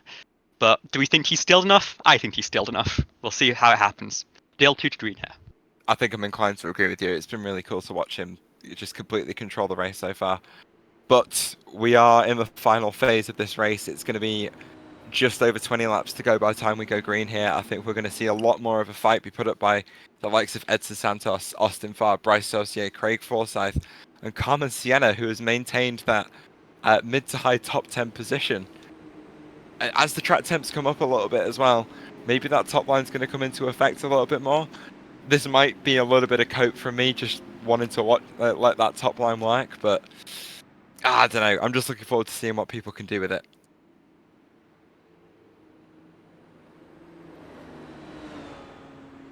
One driver we had almost not mentioned all throughout this race. I mean, everyone's bunched up once again, but I do want to give a shout out just a bit further behind to Alex Miller right now, running in 10th. Haven't spoken all too much about him running inside of the top 10, but with a lot of familiar faces just ahead, Miller's found his way right behind him from 24th on the board up into 10th right now. Firm spot for perhaps a chance at a top 5 finish if all goes well. 20-odd lap dash, that's really what's left here, so minimal time. You gotta make your moves, and you gotta make them closer to now than never, of course, but I think right now for Alex Miller, building that experience, was not able to get any laps in terms of second practice. Still, been able to adjust nicely as the temperatures have progressed, the strategy has gone on, and right now runs in 10th behind Callie Height, who's really put together a bounce-back day of her own. Eli Sasek in 8th, and Lilac Zaire in 7th, who I think will be helped out greatly by this caution in terms of saving until the end. And then, of course, Carmen Sienna, Craig Forsyth, Bryce Saucier, Farr, Santos, and Hamilton Akabuzi, who's already put it together, and when it comes to the math, has led the most laps on the day so far, 68 and counting, and it's still going to go up until perhaps the race ends. Already has that bonus locked down, and hoping to come home with a checkered flag as the final bonus of the day. A quick update on Emily Howe, still getting that damage repaired, so I think, unfortunately for her, her day is done. Yeah, down to 16 cars on the lead lap here. Brandon Cruz, let's shout out. Has now reached 14 pit stops throughout the cautions in this race. I think that might be a record. Hamilton making 5, Edson just 3 so far. I was going to ask if we had numbers for the most amount of pit stops made in an ABN Champ Car race. I feel like that question may have been answered for us already today. Yeah, coming to the restart here. Coming out of turn 4, Hamilton will be the lead car. The race will restart under green. We will have 21 laps of racing here at Texas. Coming through the restart zone, Akabuzi once again in control. Green flag will fly, and it looks like nobody can best this number 7 on the starts. Once again in control. 21 laps to go. Santos going to be there, looking on the high side already, trying to get that draft. They're side by side again. Bryce Saucier going to be just behind. You're also looking at Austin Farr, and as they're neck and neck here, Craig Forsyth waiting in the wings. He's just behind now, and he's going to make it a 5-driver race up at the head of the field. And don't count out Carmen Sienna either. They're bunching up again. This is exactly what most of the field needed for a chance at the race win, and now they're getting it. But nobody's gotten by Akabuzi to this point, and he still leads the way. Come in through. Austin Farr going to be fighting for second now with Bryce Saucier as Bryce makes it back up to the podium. Yeah, Austin Farr just really squeezing Bryce to the inside of 3 and 4 there. A lot of these guys trying to do what they can to control as Bryce just drifts up in front of Austin Farr there, taking the air off his nose. Austin Farr having to check up a little bit, which leaves him vulnerable to Craig Forsyth as they're nearly 3 wide coming into turns 3 and 4. Craig squeezed to the inside. Austin Farr on that middle line, just getting the run around that outside on Craig Forsyth, maintaining that 3rd position.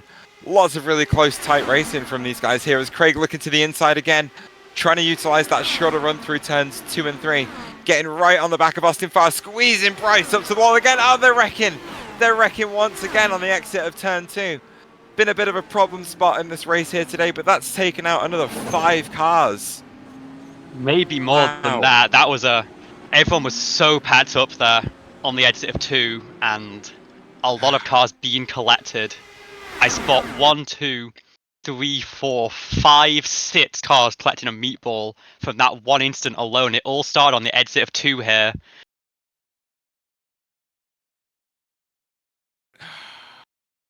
Yeah, you could just see that was Austin Farr taking the wind off Craig Forsyth's nose. Craig drifts up into Bryce Saucier, not even unsighted, just that dirty air not helping. Pushes them both, pushes Bryce into the wall, collecting Carmen Sienna on the way down and Lilac's ear. Was that Nick Pressey as well involved in that one too? Yes, Nick Pressey got collected. It seems like might have gotten away with it, might have netcoded through it actually. Has lost a little bit of front wing. But yeah, disaster for a lot of the lead group here. Very late in the race, it's going to be a very thin field coming to the final few laps of the race. The drivers count themselves very lucky here. Hamilton, Busey, Edson Santos, Austin Farr keeping themselves ahead of that instant. That's the power of track position. Something happens behind you, don't have to worry about it. Everyone else, it's difficult to get slowed down from 200 and however many miles an hour. Is that Emily Howe taking a lucky dog? She got the car back out of pit lane and is now, I think, going to go just 3 laps down. Will not have a chance to contend for this race, but could pick up a lot of spots from the damage that's just been picked up by a large portion of the field there. Yeah, before we saw cars getting involved in that incident going laps down, Emily Howe was the furthest up the field in terms of cars a lap down. Credit to her getting that lucky dog. Only going a lap down now, actually, so if we get another caution here before 10 to go, I think there's every chance Emily could have a go at the race win here. Maybe not the race win, perhaps I'm being a little bit optimistic and a little bit... I think she could get a top 10 if there's a little bit more attrition here on the final 15 laps. No, of course. I think I'm just sensationalizing a little bit there, but we were looking at a potential change of championship leadership with Christina away tonight. But our best bet at that was Nick Pressey. But actually, no, as you said, no, he got away with that. He's currently sat P5. I apologize. Yeah. That's just me not keeping track of things. This race has been full of everything. Picked up damage, I think, but did not pick up a meatball No, in fact, that was a netcode incident. Still has the front wing, and Wow. yeah, we're in 5th position, one of the few cars who behind that incident who managed to find the lane, really, or at least the iRacing servers thought he found a lane. The beauty of online esports racing. And we see a lot of cars come down pit road that time, I think just trying to extend as long as they could to try and pick up additional laps, but I think for a fair few cars in that instant their day will be done. We're down to maybe 10 cars on the lead lap here. For our final, 14 laps of the night. Could go by very quickly, or we could have another big incident. If people keep racing that way, the gloves most definitely coming off and seeing the consequences of it there. I hate to repeat myself, but if the racing continues how it has been, with how treacherous turn 2 is, I would expect at least one more caution before we get to the end of the race here. Everyone's racing hard. This track is very dangerous. As I say, especially that outside wall at turn 2 comes up on you very quickly, and everyone seems to be learning that lesson the hard way tonight, David. I'd say, yeah, I mean, how many people we have now down to nearly a single digit? It's quite unbelievable given what we saw at Chicagoland, but tonight, Texas, it drives different. The banking, it performs differently, high and low. Every line is applicable, but tricky turn 2 has taken quite a lot of drivers out, and now that lead pack is thinning too, and I think that's going to play into the favor of Hamilton Akabuzi of all people, and we've mentioned how much control he's had all night long, slated to lead up to 90 laps. If he hangs on for the rest of this race, that's of course if he leads all of them without stopping, and he's now going to go inside of the iRacing official pace car and have a bit of a ride on board with him as he tries something out. I've just noticed my pick was in the incident, so I'm just going to mold a little bit over that and be sad about it for a moment. Our 2 other picks, they're still going. Akabuzi's really dominated this one. Pressy gets away, so I'm feeling a little more confident now about who I've got, of course, chosen. Waited, and I think now it's starting to pay off. I would not count out Nicholas Pressy, and I still feel like he's got a good chance to get up there, but Eli Sasic, Austin Farr, Edson Santos, all very quick too, and of course, you cannot take Akabuzi for granted here, given how dominant he's been from flag to flag, at least so far. Yeah, only 5 drivers still with 0 incident points in this race. 3 of them currently lined up 1, 2, 3. To keep your nose clean, great things can happen in cars like these. I said it was an attrition race last season. It's turned into one here, where Hamilton Akabuzi has been dominant all night and will lead the field to green with 13 laps to go in this event. And here we go again, Baker's dozen as they come to the green flag. Akabuzi gets a huge jump this time through, biggest he's gotten all night long on the restart. Edson Santos now going to be right there in the runner-up spot. Look further back, you'll see Austin Farr, Eli Sasic going at it, and already going to be a jump for your race leader, exactly what he needed as they come through this time by. It's going to be an advantage right now for Hamilton Akabuzi, and you look now, the battle for second intensifying. Edson Santos going to be there. Austin Farr is in the mix, and there is Eli Sasic. Everyone coming together once again to make this a much closer battle for the race lead. 12 laps to go, this time by Akabuzi, not out of trouble. Oh, and they're catching lap traffic here. Callie Height has just come out of pit lane after fixing up that car, and he's immediately going to be going to the high side, trying to let this patch through. He's going to be able to hold it high here, it looks like, but they won't have to funnel single file to get around, and this is going to throw a spanner in the works here. Looks like everyone just about managing it. Hamilton managing to hold on, and yeah, a scary moment there, but it looks like Callie's car is nice and fixed up. She might be fighting for P11 here with Emily Howe, who I think are actually on the same lap now. Certainly delays the development of that nickel package we've been seeing from the top 5 all night, that 2x2x1 formation that the top 5 have been settling into all races. We come to 10 to go. Hamilton, Akabuzi still leading. Edson Santos fighting on that outside line against Austin Farr. Nick Pressy hanging back in P4, kind of waiting for something to happen ahead. Eli Sasic and Bobby Blowers going side by side on the entry to turn 3. I don't think this race is over yet, David. Not in the slightest. They are still neck and neck at the stripe with 10 laps remaining. Keep in mind here, Akabuzi's led the most laps of any driver by a long shot tonight, has had control since the start, but you can't really get away from these drivers on a restart the same way you could with that green flag cycle. He must have thought it was all said and done before our most recent caution, and now with a reset in the order, it's not going to be easy by any means to come home with the win, and with every driver right behind you trying to take it away, they're going to work maybe not with each other, but they're going to work against you until the checkered flag falls. 8 laps to go this time through, and it's time to get crazy here. Edson Santos looks high, trying to find some room with some clean air, but that low line being blocked every lap has really been the key to the success here for Akabuzi, because you can try high, but there's too much distance to cover, not a lot of speed to find it through. As you're going to look up to the high side, there's going to be Bobby Blowers now in the mix, right behind Pressy, and they're going to be fighting for 4th.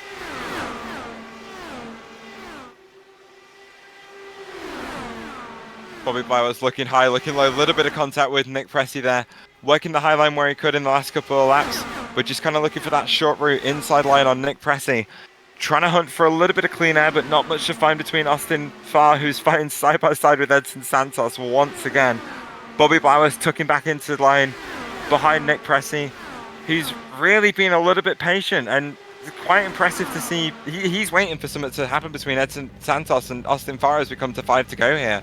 Bobby Blowers, though, getting those runs out of turn 3 and out of turn 2, looking for any way around as he goes to the high side, right around, side by side with Nick Pressy. Is he going to get the run down to turn 3? Plenty of clean air on the outside, plenty of traction, clears Nick Pressy, and that's Bobby Blowers up to P4. And putting Austin Farr straight under threat as we have a little bit of a battle for the lead. Yeah, and keep an eye out here. Keep an eye on who has the nose ahead coming to the line. Edson Santos doesn't necessarily have to clear, he just has to have the run at the right time, but it seems like Hamilton is just about managing to fend off every time at the stripe. If he can do that 4 more times, he's the winner, but that's much easier said than done. Bobby Blowers, where has he come from? Once again looking to the outside on Austin Farr, getting quite the run out of turn 2. Here he comes once again, keeps his steering nice and open. Look at the speed he's carrying around the outside there. Side by side once again, not quite enough to get round Austin Farr this time, but he's still in that slipstream, tucks in and looks to the outside once again as they are still almost side by side for the lead. Austin Farr tucked right on the underwing of Edson Santos, looking to make it almost 3 wide through the tri-oval. Edson Santos side by side with Hamilton Akabuzi once again. This is the final lap. No, it's not. There's 2 to go. There's still to go. Never mind. Sorry. This time Way by. too into it. White flag is now going to be waving in the air as they come through the start-finish line again, down the front stretch. Hamilton Akabuzi still has the lead, but the white flag will wave. This race will be official. 1 lap to go at the line. Akabuzi lays low. It's Edson Santos still there high. Neck and neck as they go through 1 and 2. You got to push all you can to try and get the exit, but Akabuzi still has it. They'll drop down low, nearly taking it to the apron. Hamilton still has the lead. Edson Santos is going to look high, try to drop down low immediately thereafter. Akabuzi will spin and go around at the line. It's Santos who wins, and Akabuzi destroyed. Up and over he goes. And that ends an action-packed race with a bang. And that is going to be Wow. a controversial one. Out of 4, Edson Santos catching the rear end of Hamilton Akabuzi and ending his chance of a race win just feet from the line. Up and over, 500 feet from victory, led over 80 laps on the day, and at the checkered flag, it looks like Santos gets a penalty immediately. Black flag waving. Austin Farr maybe scored the winner. Results are unofficial and tentative as we speak. They are being reshuffled. Black flag is waving for Edson Santos, who got to the line first. Here's a replay of that final lap.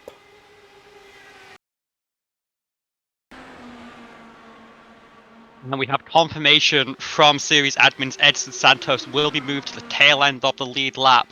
That'll move him down to 10th place. Hamilton, unfortunately, will be stored 9th after that. And Austin Farr will be your race winner ahead of Bobby Blowers and Eli Sassett, picking up the pieces from a tragic final corner incident. But it'll be the 52 taking their first win in the Champ Car Series.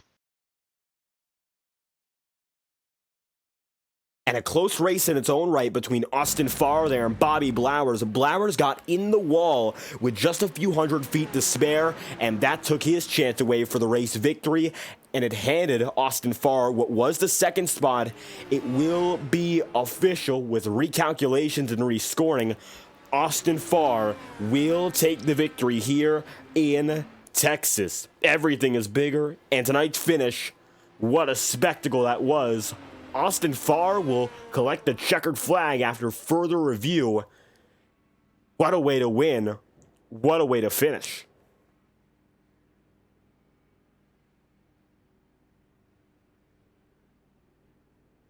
I'm honestly speechless. So to run down your top 10 after that adjustment being made, Austin Farr will be your race winner. Bobby Blowers and Eli Sassett rounding out your podium. Nicholas Pressey will take the championship lead after a P4 finish. Sophie Connell lining up P5. Alex Miller P6. Tommy Withers P7. Brandon Cruz limps car home P8. Hamilton Attribusi managed to crawl across the line there to finish in 9th place, and Edson Santos, who took the checkered flag, has been moved to the end of the lead lap for that final corner incident and will be stored in 10th position. And from there, you look further back and you're going to see it's Alex Martin who comes through immediately thereafter. That's going to be the 13th position after Emily Howe is 12th, and Callie Height comes through in the 11th spot. 14th place is going to be held by Lilac Zier with Craig Forsyth in 16th. Bryce Saucier is going to be in now the 15th spot. Our organization on the graphic is a little bit wrong. It'll be Forsyth behind Saucier according to the numbers, and Carmen Sienna then 17th with Seth Wensing then in 18th. Hunter Peach is going to be in 19th, and Lily Peltier Sharp rounds out the top 20. I'm still at a loss for words after that finish. There's so much happened on that final lap. Bobby Blowers, I've got to give some credit to him, as I was doing during the commentary towards the end of that race there. Fighting absolutely tooth and nail to get what turned into P2 at the end of the race. Just making use of that high line towards the end and just dominating on corner exits, setting up those moves perfectly just to get himself into the position he needed to be, to get promoted to P2. A celebration which took a little while to confirm. It's now on your screen. Race winner Austin Farr, who will get it done and burn it down here in Fort Worth. And it's still one challenging race to process, I'll say. We did not expect to see go down that route, and yet we got ourselves quite the surprise till the very end. Austin Farr is a winner. Bobby Blowers and Eli Sassett. That is your reorganized podium after further review. Yeah, it's not the first time we've had an incident for the win at the final corner lead to a post-race penalty in this series, but it's always a bit of a sour taste in your mouth when it happens. You never want to see a race end like that, but it can't be done at this point. Obviously very unfortunate for Hamilton Attribusi, who really led a dominant race, both on managing the traffic and on strategy. But yeah, I mean, can't argue with Austin Farr putting himself in the positions he needed to be, keeping himself in that lead pack, so that if something like that does happen, you can be the one to pick up the pieces at the checkered flag. Putting it all together at the very end here, we're going to find out who is available for comment as we will get a word from your top three drivers. Looks like Bobby Blowers, Eli Sassett will be available at least right now. So how about we go through and get our third place finisher in, as it looks like Nicholas Pressey also looking for an interview. We do not yet have your winner in Austin Farr. However, though, we do have your effective third place finisher in Eli Sasek. How about we go third to first tonight and have Eli Sasek come in with us right now, rebound from Watkins Glen, and he's going to move into the podium here. Taylor standing by with Eli Sasek. Good evening, Eli. Congratulations on on what turned into a P3 in the P3 in the end there. First question, how does that feel? Good, especially after bottling myself at Watkins Glen when I think I had a chance to win. There, I didn't necessarily think I had the speed for third place, but I mean, I'll take it. It's my probably only good finish on the season so far. So, I'll just take it. It is what it is, and I'm just thankful that I was able to be in that position in the first place. Hey, the only person that put you in that position tonight was you. As much as you had a bit of an anonymous race, you still did everything you needed to do to keep yourself in a position to get a good result. Do you think you're going to be able to carry this momentum forward for the rest of the season?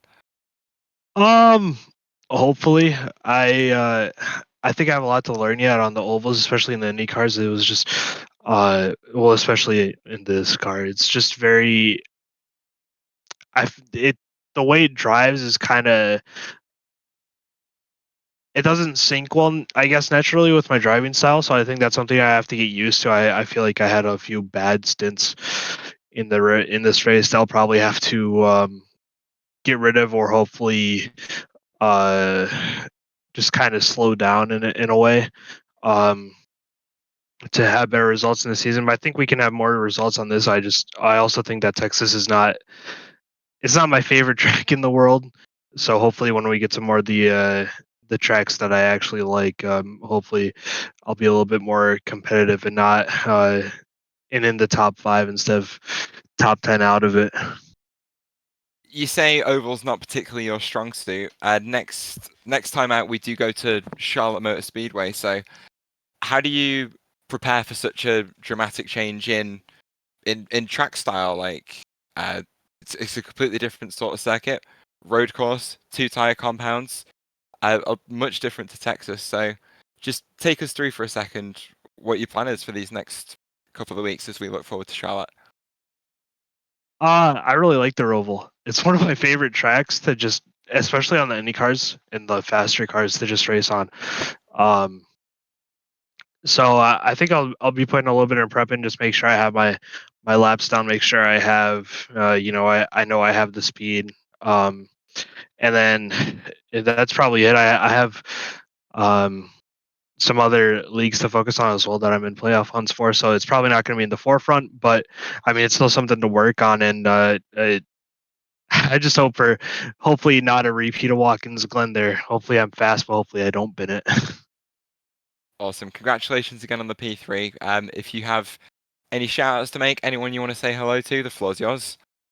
Everybody at Ascent Racing, we always put in a good job. I don't think Elias was here tonight, but he always does a good when he's here. And I guess everybody that watches.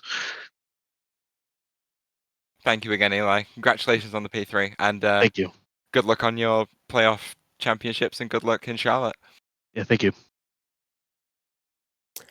Eli Sasek, a big rebound from the Glen, third place finisher tonight. The number 9 machine comes through, and the Ascent machine takes to new heights on the podium. Up next, going to be Olivia standing by with Bobby Blowers, who comes home for a podium finish regardless of what happened at the end, but it's going to be up to a second place run. Bobby's with us. Olivia is standing by. Hey, Bobby, it's Olivia from the ABN booth. Do you have a copy? Yep, sure do. Something about Texas, eh? Came here last season, brought home a third place finish in a bit of an attrition race, come here again, start 13th, and after that post-race penalty, it'll be one better, P2. Talk us through that race. How did it feel, and how do you stay out of trouble in a race like this? A lot of luck, I think. I was just going for the long run game the whole time from the start. I was just planning on knowing that people were probably going to be pressuring too much and getting involved in wrecks there, and it didn't feel like it was, or it didn't seem like it was happening as quick as I thought it was going to. But that big one right towards the end, that really kicked it off and brought me up to a position where I could do something with it. Yeah, I mean, we knew it was going to be a very tricky track, 1 and 2, having to manage the multiple lanes there. What were your strategies there to try and get the car to respond the way you wanted it to try and keep it out of the wall, but also, well, out of the outside wall and the inside wall? It's definitely a tricky combo. Yeah, for sure. Yeah, with 1 and 2, I remember from last year that you can make the top line work pretty well just because it's clean air. And those last couple of runs, I was just doing that wide open. But yeah, to start the race, I wasn't sure if that was going to be a usable line just because I didn't know from last year, because that was a day to night transition, if that was going to, or if that affected it any, if it had more grip during the night or not. But I just figured it out like middle race, and then just tried to use that right at the end. It's great to hear. So obviously, a couple of very strong races you've had at Texas over the past couple seasons. We had a very strong showing out last week at Watkins Glen, bringing home a 7th place finish. We go to another road course in 2 weeks' time at the Charlotte Roval. You confident going to there, or are you going to be enjoying the extra week to practice? Um, I I don't really feel comfortable at the Roval with these things. I haven't turned a lap in them ever, I don't think. But I know it's pretty talent based. I know I'm reasonable on road courses, so I'm just gonna show up and do the best I can. It's good to hear. So obviously, if you've got anyone to shout out, a fantastic podium finish there. The floor is yours. Congratulations on your race here tonight. Yeah, thank you. Big shout out to 213simware.com, Orlando Outlaws, and my teammates Selena Thompson, who wasn't in attendance tonight, and Lily Frazier for being in my ear and giving me strategy advice after she had an incident early on.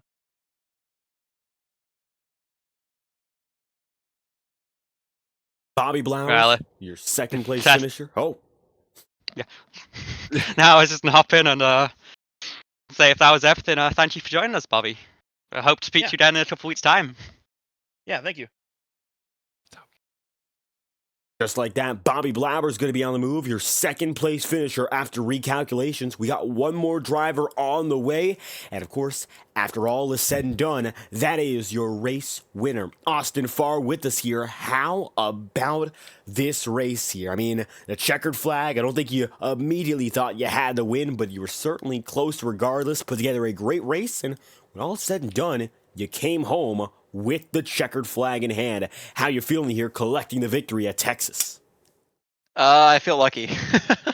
I guess is one word to describe that. Yeah, they're at the end. I know they're really going for it. So it's kind of my style to just kind of sit back and let things happen. And luckily it paid off for me.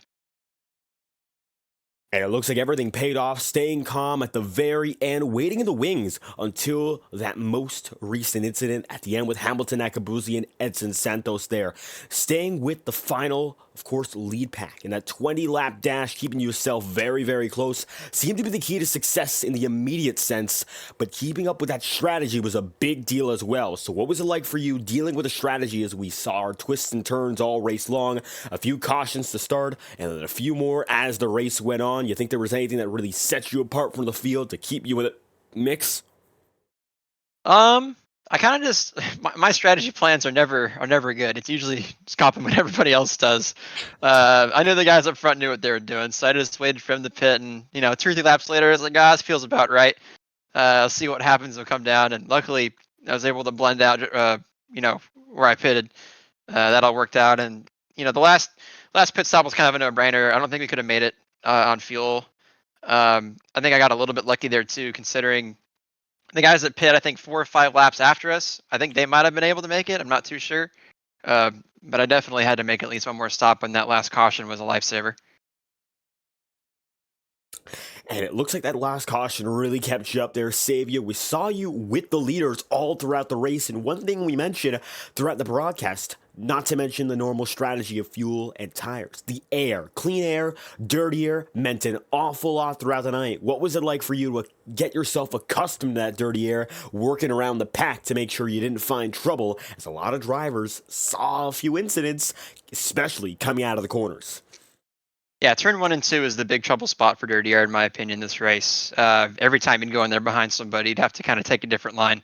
Kind of just the opposite of what they do. And if there's 2 people in front of you side by side, you just kind of have to give it up on the entry and use the toe to kind of drag you back around. There's some scary moments there in 3 and 4 too, where the rear of the car would just step out on its own on cold tires, which got kind of sketchy. But yeah, I mean, with a track as wide as this and as many lanes as you could take, it's like driving a different track each time you turn a lap. So it really keeps you on your toes, and you kind of have to work around where people aren't, when you follow them. So it keeps things interesting for sure. And it was a very interesting race from top to bottom tonight. Austin Farr, you get it done, collecting the victory here in Texas, and the schedule only going to get more interesting as this season progresses. From Texas, we're going to have a bit of a break, and we'll move on next to Homestead Miami Speedway. Charlotte, then Miami. 2 ovals immediately after. It looks like you got yourself a good run here when we come to turning left. Think there's a little bit more in you to maybe go for 2 or 3? Yeah, why not? Let's just see what happens. And looking to see what happens. Yeah, that's a great comment. I think that's really how it goes with this racing tonight. Wasn't expected, but you came home with the win and pulled together a great performance all throughout. Austin Farr, if there's anyone else you'd like to thank, the floor is yours. Everybody at Lead Pot Racing for keeping me around. I'm not the most active. School's been kicking my ass, but I'm glad they keep me around. It's good to win this race for them. All of our sponsors for that team, and you guys for the call. And Austin Farr, as we look back on the fantastic finish night, you came through amid the smoke show as a race winner in the ABN Champ Car World Series. Thank you for your time, and of course, thank you for stopping by and giving us a fantastic performance. Appreciate it, guys. Congratulations, man. Thank you. Austin Farr on the move. That is your top 3 interview ceremony tonight. Great drivers all around. And wow, that finish. I mean, we're playing it over again. It's going to be the one we talk about for weeks and weeks and weeks. Hamilton Akabuzi comes out, leads the most laps throughout this entire race. And in the final 500 feet, destroyed. Up and over. And you can see there's really nothing he can do from there. He hardly finishes inside the top 10 in a day where he really had everyone beat. Yeah, obviously it's a massive shame to see a race end like that after such a strong performance, but I think without a doubt it definitely made a name for himself in yet another place, showing just what he's capable of in, I mean, so many ways. He led up front so well. He had a great strategy call. He cut through the field when he needed to and kept his nose clean and really had it all under control until the control was taken from him. But yeah, still a day to be proud of, even if the result got away from him, I think. At the end of the day, racing's unpredictable. Like you can't like predict or control everything. There's still people in the seats of the cars next year, and you're never going to have a bead on exactly what they're doing all the time. I think this is just one of those moments where the leader and the car in P2 were just a touch out of sync with what they were doing, both racing, both driving aggressively. Perhaps it didn't end well for Hamilton Akabuzi, but this is definitely something that he can build on. Definitely something that we're going to see him repeat later on in this season. And I'm really looking forward to seeing what sort of results he's going to be able to pull out. I don't think it'll hurt too much. He's got plenty of trophies in that cabinet, but it always hurts in the moment. But if he comes back another week, I'm sure he'll have another fighting chance at another one here. Yeah, it's all about the recovery. It's what you can. It's not how hard you get hit. It's how hard you can get hit and get back up again. And it's going to be, of course, a night to process and hopefully recover from for Hamilton Akabuzi, but a night to celebrate for Austin Farr. First career victory here and getting it done in Texas. The Fort Worth 300 kilometer will come to a close, and just like that, we'll be moving on to our next presentations here on ABN. Of course, next up on the schedule here for the Champ Car World Series, it's going to be Charlotte and Miami next up after a week break, and we'll return the latter half of February to keep the action going all throughout the rest of the year. Charlotte, Miami, of course, Charlotte going to be coming up right next. That's another fun circuit, and Homestead, Miami, progressive of banking, but a different layout with a 1.5-mile track. I think they're both going to be exciting circuits, and we've also got some more action on ABN. So keep that in mind. If you're missing your ABN fix, channels 1 and 2 will be live throughout the week, and you're taking a look at your weekly calendar right now. Next up, we'll be live with the HTL National Series Friday night, 9 p.m. Eastern at Bristol. Saturday is going to be a doubleheader, and we'll have content all throughout leading right back up to these Wednesdays exclusively on ABN. You're watching the Champ Car World Series, and if there's any final thoughts, Olivia, Taylor, be sure to take the floor here as we wrap up a fantastic night of action. We were doing so well with the caution-free races, weren't we? I'd lost count, maybe 6 or 7 there. I mean, it is the reality of oval racing, especially in cars this sensitive. Sometimes things can just spiral out of control, but we definitely found who the diamonds in the rough were through that one. You know, you have those incidents. Sometimes it'll knock some people out, but some people will shine through and show just what they're capable of. We saw plenty of that. Obviously, Hamilton taking the spotlight for majority of the race, and Austin Farr, who was always there or thereabouts, right on the back of the field, in the right place at the right time to bring home a victory on debut, which second week in a row we've seen that now. I can't complain about any of the racing today. For the most part, it's been absolutely fantastic end to end. A little bit of a rough start with all those cautions, perhaps helping get everyone a little bit out of rhythm in terms of the race. But we did see a lot of people using the lines today. Shout out to Bobby Blowers, part of ripping the top gang. Happy to see people using that top lane today. Love doing that myself. The aggression was there as well. Like people were racing so hard from start to end. The racing was pretty similar to Chicagoland, in which people were just pushing each other all the way to the end of the race. But of course, next race we're going to the Charlotte Roval, which is back to my home turf, a road course, and I'm really looking forward to seeing what sort of strategy people come up with for that as well. Obviously, loads of corners at Charlotte Roval, so not expecting the softer compound tyre to go too well there, but depending on the track temperature, maybe some people are going to surprise us, David. And we're looking forward to some surprises as we will return to Wednesday's time, and already missing the action here. The Champ Car World Series, it has failed or never failed to excite, and it never disappoints. Already 3 great races on the way, and for those of you who might just be tuning in right now, if you want to take a look back and rewind once we get the full upload, you've been watching the Fort Worth 300 kilometer here at the Texas Motor Speedway, race 3 of 2024. As always on these Wednesday nights, I've been David Kreutz alongside Olivia Hayward and Taylor Mills, your commentary crew on ABN. Be sure to leave us a follow on Twitch as we're approaching 1,000 followers on the platform. We'd love to have your consistent support all throughout the year. Stay tuned for our next broadcast Friday on ABN2. The HTL National Series returns to the Bristol Motor Speedway. We'd love to have you there at the last great Coliseum. Thank you all for watching our presentation of the Champ Car World Series, and we are set to return February 21st. Keep the date marked. We'd love to see you once again. Thank you for stopping by and watching ABN Esports.